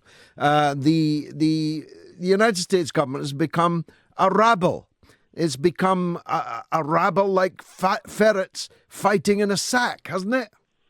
Well, I agree with you, but the problem is that if we had such a crisis, let's say in Nepal, we wouldn't worry much, would we? No. Or some other small country. But we have it in the number one nuclear superpower in the world. And this is very, very distressing. This is very disturbing. And there has to be some sort of a resolution to this whole problem. Because what is going to happen, I see? Are we going to be treated to this strange battle for how many more years? What if Trump wins another term? So that's what, another 7 years? Well, six and a half. Yeah. This you see, for the stability of the world, this is not helpful. This is not helpful at all. And especially when we have a very unpredictable president who wakes up and suddenly announces that he has changed his mind about an international treaty, and he thinks, no, it's not a good treaty, we're pulling out of it. So imagine if he starts pulling out of every treaty America has signed with other people. So what is going to happen then? So I think for the sake of the world, there has to be some resolution. I think it is time actually for the Security Council of the United Nations to gather and decide that this can't go on, that America has to explain itself, because this is becoming a permanent running crisis, which can turn into a war, by the way. at any time. Yes. And, has Moscow responded to this surprise announcement? Well, at the moment I only saw bloggers writing about this and wondering what it means, and also saying that it's probably to do with the November elections and that Putin and his team probably anticipated surprises. Because after Putin met Trump at that summit in Helsinki, I think he realized that Trump is under pressure from his opponents in Washington, and that there should be some surprises, in inverted commas, that will come. So we can anticipate more to come. So basically, it's not healthy. It's not healthy. No, and, sure. Now, look, Alexander, this Skripal story runs and runs. As I say, every time you think it's dying down, it flares back into life again. As you know, I have never believed that the Russian state carried this out. I certainly can't rule out that Russian nationals did it, but I never believed the Russian state did it on the principle that they would be the least to benefit from it. Not just from it, but from the methodology of the attack. As I joked at the time, short of leaving a Lada motor car with a vodka bottle in the front and painted on a wall nearby, Vlad was here, it couldn't have been a more obvious attempt to blame Russia for a kill which turned out not to be a kill, but which could have been carried out with 2 polythene bags. So I haven't changed my mind about that until and unless I see evidence that does make me change my mind about that. Have you, as a Russian living in Britain, have you begun to experience any doubt as to the stance you've taken on this? Well, at the moment I haven't changed my mind because I don't see any connection to the state or Russian state because it simply didn't benefit the state. Now, President Putin can be anything, accused of many things, but he's not such a fool as to cause himself so many problems just for nothing. Now, you're right. There could be individuals. Now, we have some oligarchs who are bitter enemies of Putin, who have lost their ability to steal money from the state and from the Russian people, who have been banned from Russia, exiled or self-exiled. They have a lot of money. They can organize things like that. And the point is, of course, that when you see that the blame is sort of placed everywhere so that it will be connected to Russia, you get suspicious. And I thought that the British police, that basically have a good record generally of investigating, high-profile crimes, they would put 2 and 2 together and get a 4 this time and not a 5. That something is wrong here because, it's too obvious that Russia is implicated by someone. It's way too obvious. If it's a professional hit, like the police and the media and others are, well, the police don't say much, actually. Well, the media is implying it's a professional hit and quoting unknown sources. Professionals don't do it like that. Professionals don't leave traces that are easily picked up, and you say, aha, this is what happened. I connect this to Russia. Professionals do it differently. So these are not obviously professionals. These are people who tried either to implicate Russia on purpose, or they're amateurs hired by some disgruntled oligarch or a group of them who wanted to damage Putin. Like, by the way, with many things before that, it has been happening. Like they tried, to blame Russia for many other things and they couldn't find any proof. So we have to obviously wait and see, but on the basis of the fact that nothing came up, nothing, no proof at all, they've been changing the version of events practically every week. So that means they have nothing. And that means that either it's a contract hit by very, very powerful individuals, or it's a completely different country, completely different agenda we don't know about. So we have to wait and see on that. Okay. And we probably have to brace ourselves for more surprises coming from Washington. We'll never go out of business here in the newsroom. I can tell you that, Alexander Nekrasov. Thank you for joining us. 0344 499 1000. That's the number to call to give me your thoughts on that or the other subjects that have been raging tonight on the mother of all talk shows. Give me your calls, 0344 499 1000. Or you can SMS.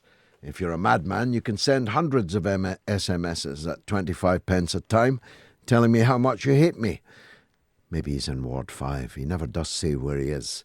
Ahmad says, "Hi, George, I'm starting to doubt Corbyn. I agree with his vision and principles, but I believe I shouldn't feel sorry for a leader." And this from Mila in London, in Islington. Mila says, "George, I love your show and the realness that is spoken and taught on it. One slight niggle I have is you always say the Holocaust was the greatest crime against humanity the world has seen. So what happened to the 400 plus years of slavery and the horrors that went on then and since towards black people? Africa is still due untold reparation. Even the First World War you're talking about tonight was started due to Europeans fighting over how to divide up and rape the motherland. The plight of black folk is always underplayed or overlooked." Well, I agree with a lot of that, Mila, and I did myself open the show by talking about the scramble for Africa and the scramble for colonies as being the primary driver for the First World War. I'm not in second place to most people as an opponent of colonialism and its role in Africa, which is still felt, of course, today. I suppose the reason why I say the Holocaust gets the number one spot for me is merely this, and I use the word merely advisedly because it really is a very marginal difference. The purpose of the Holocaust was to physically annihilate, to eradicate from the face of the earth every Jew in the world. The purpose of the Holocaust was to eradicate, eliminate, remove from the surface of the earth all of the Untermensch, the subhumans identified in Nazi fascist ideology. The purpose of slavery was to exploit, sweat, bleed, but not kill, although untold numbers were killed in the holds of the ships and on the plantations on which they were worked like beasts. There is no doubt at all about the scale of the crime of slavery, and again, I'm not in second place to most white political figures in always highlighting that Africa is due untold reparations for slavery is one of my articles of faith. But it's the difference in purpose. It was in the interests of the slaver not to kill the slave, but to keep the slave alive so that they could sweat more and more profit from them and from the children that they begat. The purpose of the Holocaust was to literally remove those people from the face of the earth. Here's Chris in Colchester. Go ahead, Chris. Hi, sorry, George. I didn't want to call every night, but it's all right, Paul. No, go ahead. But I just wanted to pick up on that, actually. Well, I think the crime against the Native Americans was probably the worst crime in history. That's up there too, yeah. Tens of millions of people. And there were still, in the United States, I think it was in the 70s or 80s, still programs to stop them breeding. So, it's been an endless campaign to wipe out a native population in America. Yeah, I agree. I agree with that too, yeah.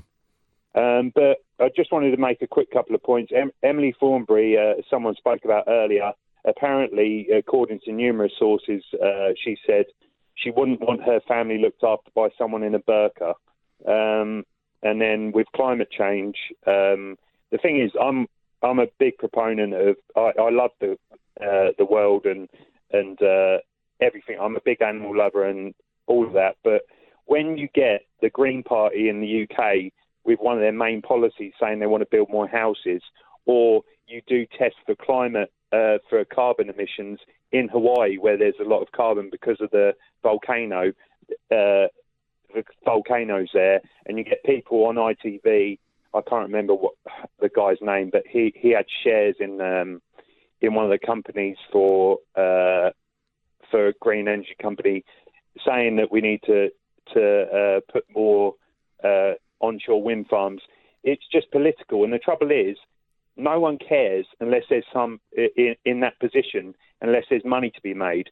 I think the only way that can be things can be changed is if the people of the world care about it enough and stop watching reality TV, because I care about the planet, I care about the environment, but, you know, politicians don't. They just want to make money for their friends. So they're not going to...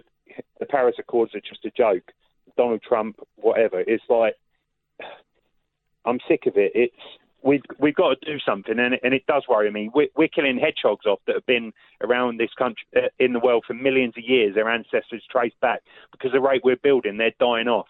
So something's going wrong, and we've seen the temperature across the world. There's definitely a problem. I don't deny the climate is warming, and I don't deny that we're a factor in that. But I just don't trust politicians to come up with the answers.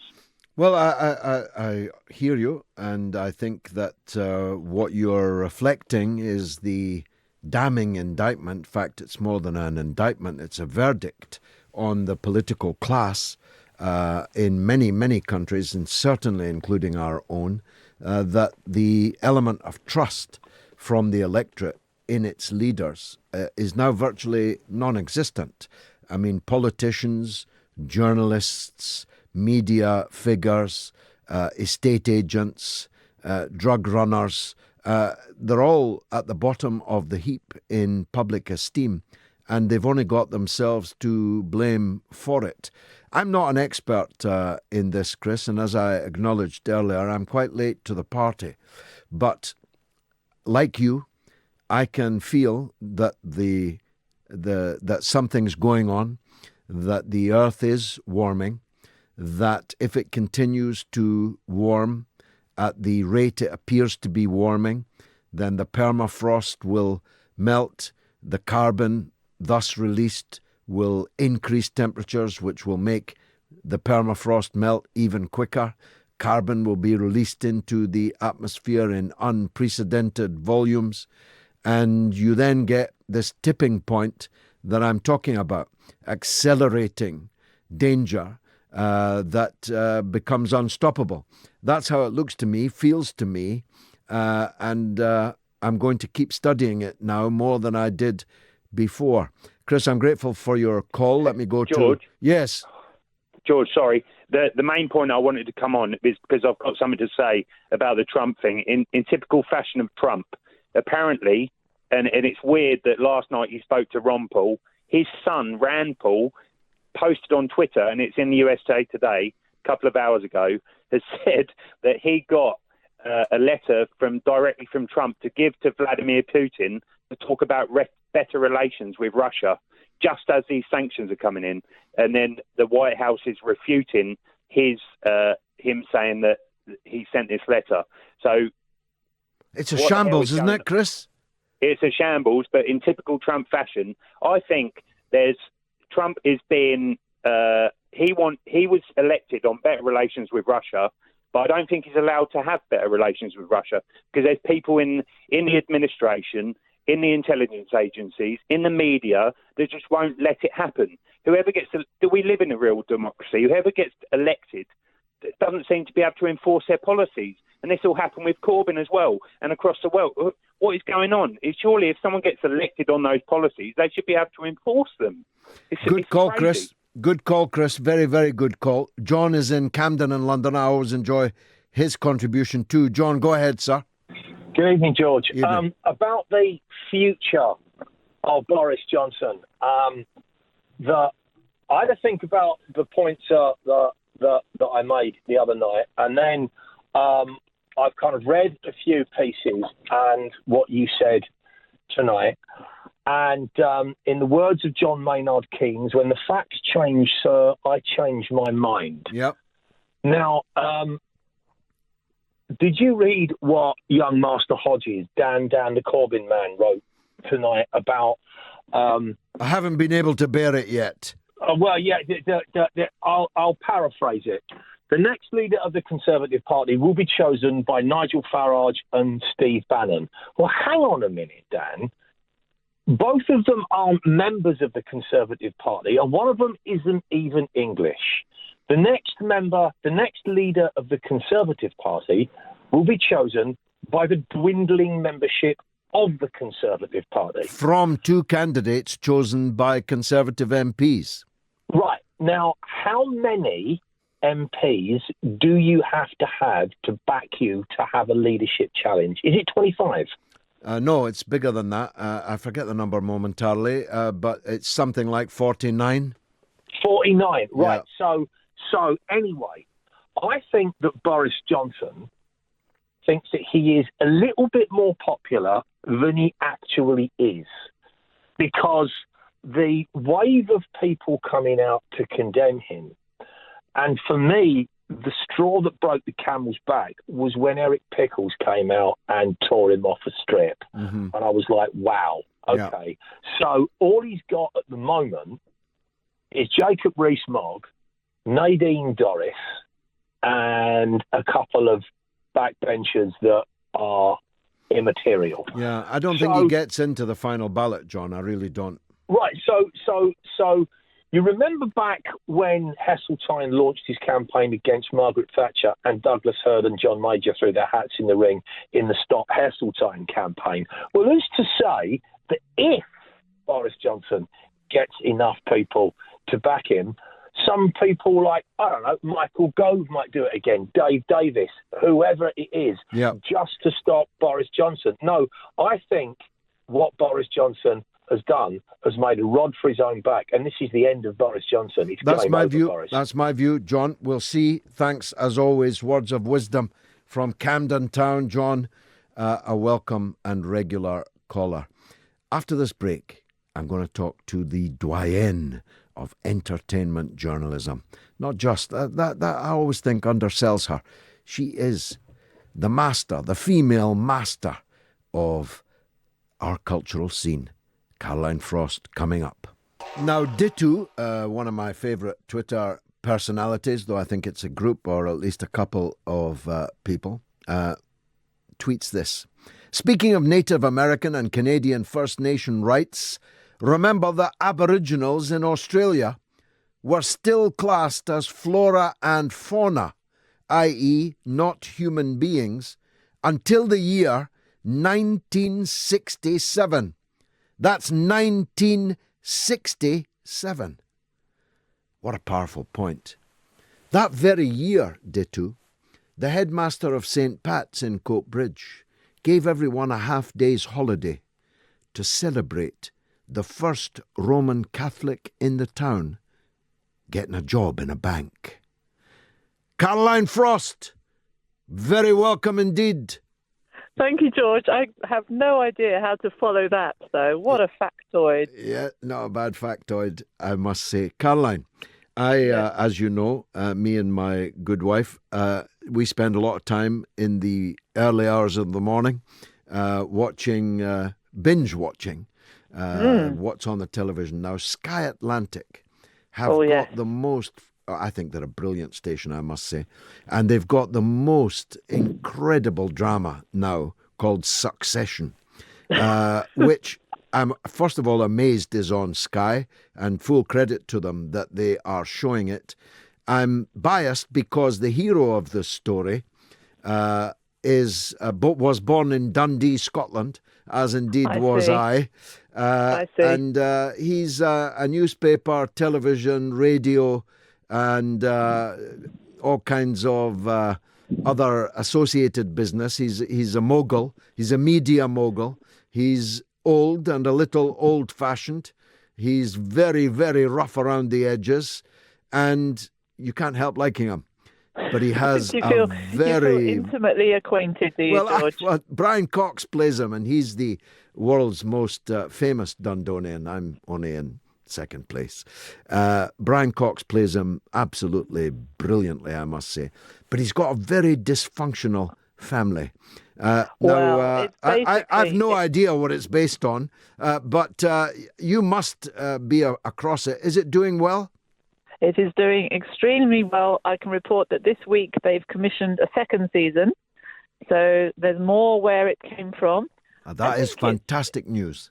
It's basically, what should we call it? It's King Lear for Sky Atlantic for the 21st, for this particular TV. Sharper than a golden serpent's age. tooth, the ungrateful child. And my goodness, his Exactly. children are ungrateful. And their Oh, tooth but they're sharper fun, than any mate. serpent. But they're fun because I think they're quite likable. I mean, I think that you've obviously drawn your Twitter coterie to this program, and I'm pleased to hear that because I think it does deserve plaudits, and I think it will get them. And it's certainly a delight to see our favourite British ex-Spooks alumnus, Matthew McFadden, Yes. in an American role. Yes. And hopefully this will do for him what The Affair and The Wire did for Dominic West. Because I think he has... You've brought up The Affair, which again we are Oh, great there we fans go. of. Go now, on. there's a spoiler alert here. I know, we mustn't say anything. We mustn't say anything. But the new series, the one I'm watching now, the latest series. Yeah, season 4. Is that going to be the last of The Affair? Because no, there's everything one seems more to be series to come. Is there? Everything seems to be really hurtling there's- at a pace now. There's one more season to come. They've announced that there will be a 5th and final season of The Affair next year. And that's also But on Sky Atlantic. That's 2 great buys they've made. Whoever's doing their picks is doing a great job. And we should, I can't be long with you tonight, George, unfortunately, but we should also mention, also on Sky Atlantic, both, of course, the juggernaut that is Billions and... I've never seen that.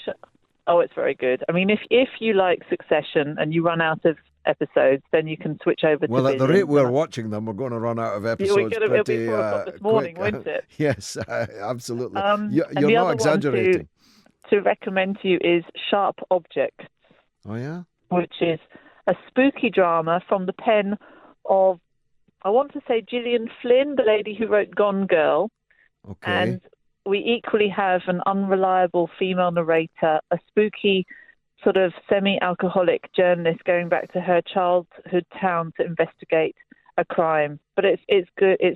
It's unreliable and it's shaky, and you're never really sure what's real and what's in her imagination. And I find it very enthralling. 4 episodes in.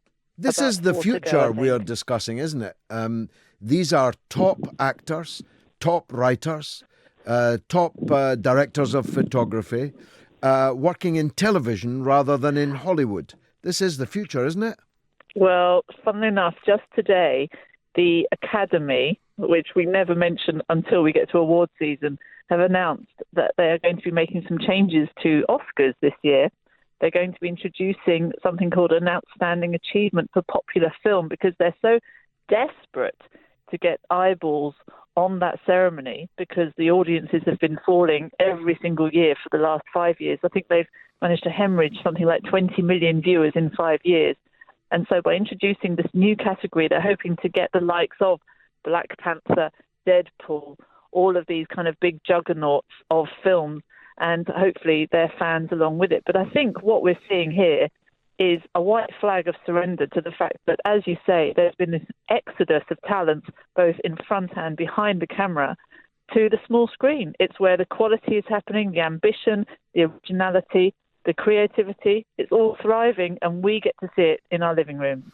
It is, I think, a fantastic development for someone like me that can't really get out to the cinema with all the children I have and the life I have, the work and so on. There's no cinemas open at 1, 2 o'clock in the morning when I'm watching these things. But you're getting to create your own cultural experience. Yeah, and I well, think that's it incredibly is phenomenal, stimulating. I must say. We sit there in bed holding hands, gripping hands when it gets tense, and it's wonderful, I must say. Lastly, because I know you're in a hurry, yes. Is it really true that Fargo's coming back?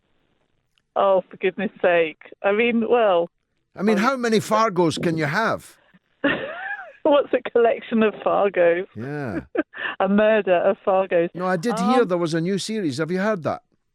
I've not heard that, but I was a big fan of The Return. I thought it worked very well when Martin Freeman was there. I didn't enjoy the Ewan McGregor double Not as thing much, so much. no, not as much. Martin Freeman was outstanding and has gone on to great things like TV adverts now. But no, he's a much bigger figure, and he's a left-wing British guy. I admire him very much. I wasn't so keen on Ewan's character, but I did read. But I better check it, because if you don't know about it, it might not be true that there's another series of Fargo coming. Well, there you go. You see, so your the future is bright. For. Yes, exactly. That takes us to 2029.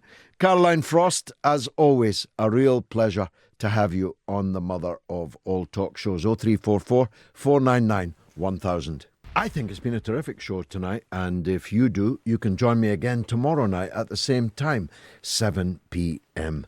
We don't know what news will be breaking. Another day, another round of American sanctions, although actually there have been 2 rounds of American sanctions announced on this one day, and I'm glad that I've had the microphone to talk about them. Jay is in the Isle of Wight. Let's hear from him. Go ahead, Jay. Hello, George. Hi. Thanks for taking the call, and brilliant for having Michael Mann on earlier. He was good, yes.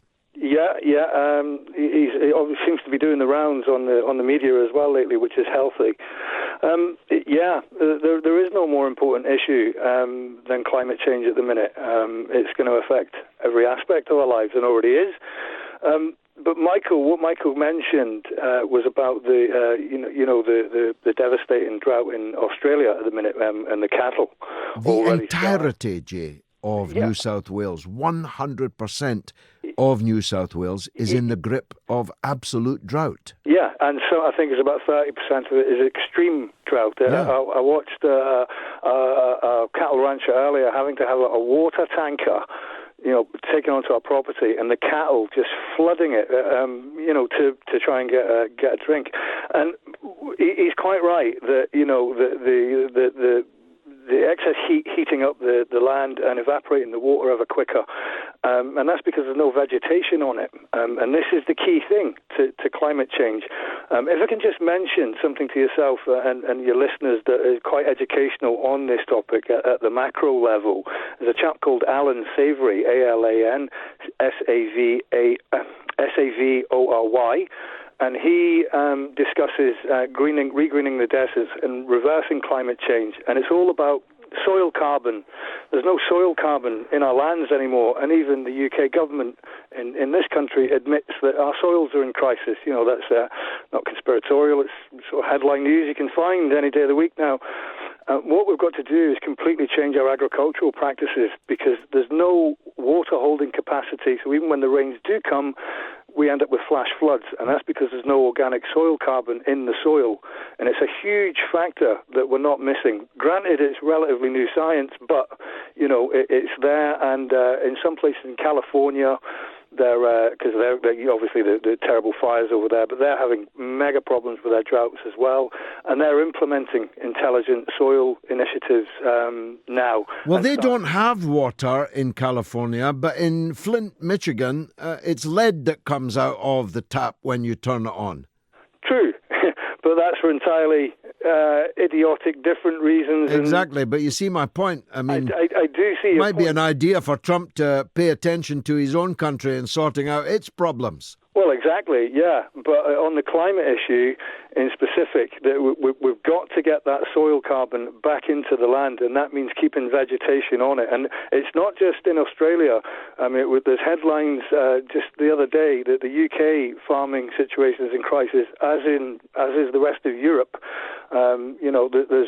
We're going to have knock-on effects with food price spikes now, because they're having to cull the cattle early because they don't know that they're going to have feed for the winter stocks. And so this is a huge problem that's real time and happening now.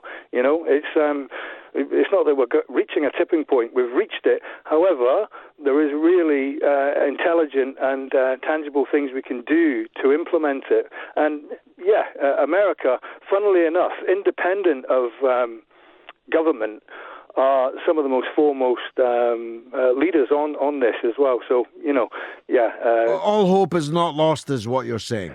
Well, No, as far as I can see, because what we've done is we've misjudged hugely. We've been concentrating too much on the carbon emissions from burning the fossil fuels, but what we've underestimated is the fact that water is a very powerful greenhouse gas, one of the most powerful, and in fact it dictates 90% of the Earth's heat dynamic.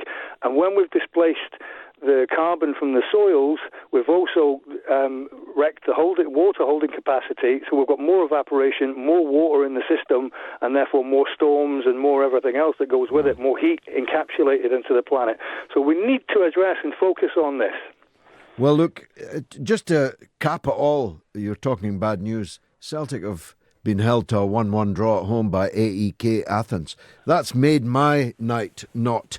Jay in the Isle of Wight, thank you very much indeed for that call. It's been a cracking show tonight. Some really good calls, including new callers. I really do want to encourage that. I'm used to a phalanx of callers on a Friday night, of course.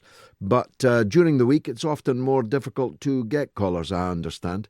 But we have done well, I think, tonight. Let's take a quick break.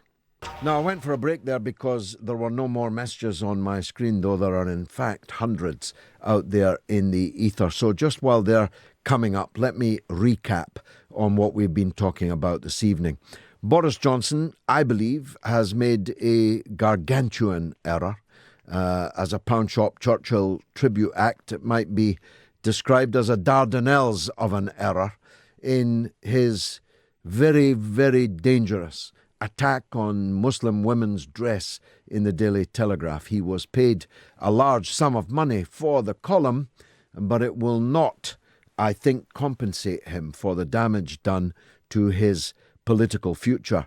Because, you see, it doesn't matter, I looked at the Sky poll, it doesn't matter that amongst Conservative voters what he said is quite popular. He can't get to the Conservative voters as a putative leader of the Conservative Party because he's got to be in the top two of Conservative MPs in their shortlisting process for the next leader of the Conservative Party. And I think that this has done for him.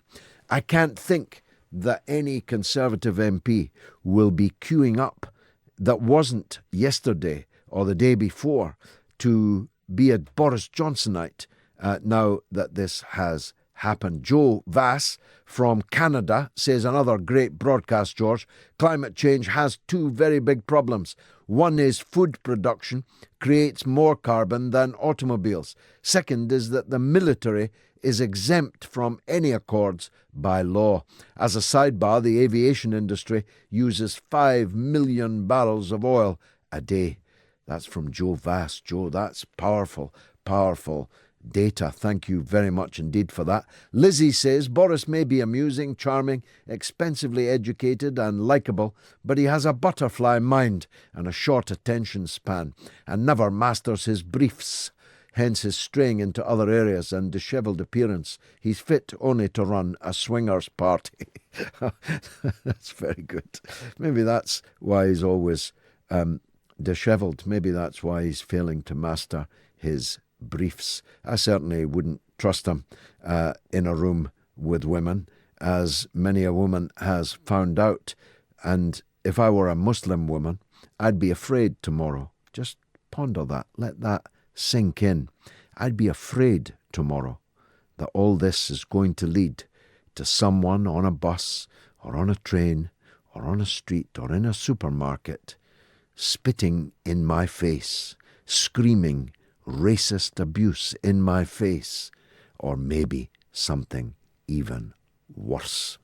Chris says, society has become so morally, socially, economically and spiritually corrupted, but the worst corruption of all is the corruption of hope. That's very powerful indeed. Eva Working Class, the working class poet, says the Tory fifth column in Labour appears to be preparing to leave, maybe at the Labour conference. Will they, won't they? We could have a Labour resignation bingo session on Twitter. I can dream, she says. Eva, I dream of that all the time. Now, This again from Milla that I spoke to earlier from Islington in London. Number one, I appreciate and respect your response to my statement, and it makes sense to me now the way you put it as to why the Holocaust was ranked by you as the worst crime against humanity. You are a blessing to humanity, and truth seekers like myself keep talking the truth, George. Lord knows it's needed amongst the barrage of lies the media and powers that be program the sheeple with. Milla, I'm deeply grateful for that second message from you this evening.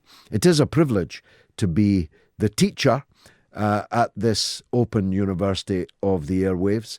I pay tribute to my friends behind the glass who make this show go so smoothly and so wonderfully. And most of all, I thank you for listening. And I have a little favour to ask of you. Can you bring another listener tomorrow? Can you tell somebody about the show? Tell them how good it was? And tell them they should tune in at 7 p.m. tomorrow night, God willing, for the next episode of the mother of all talk shows. Ian Lee, up next.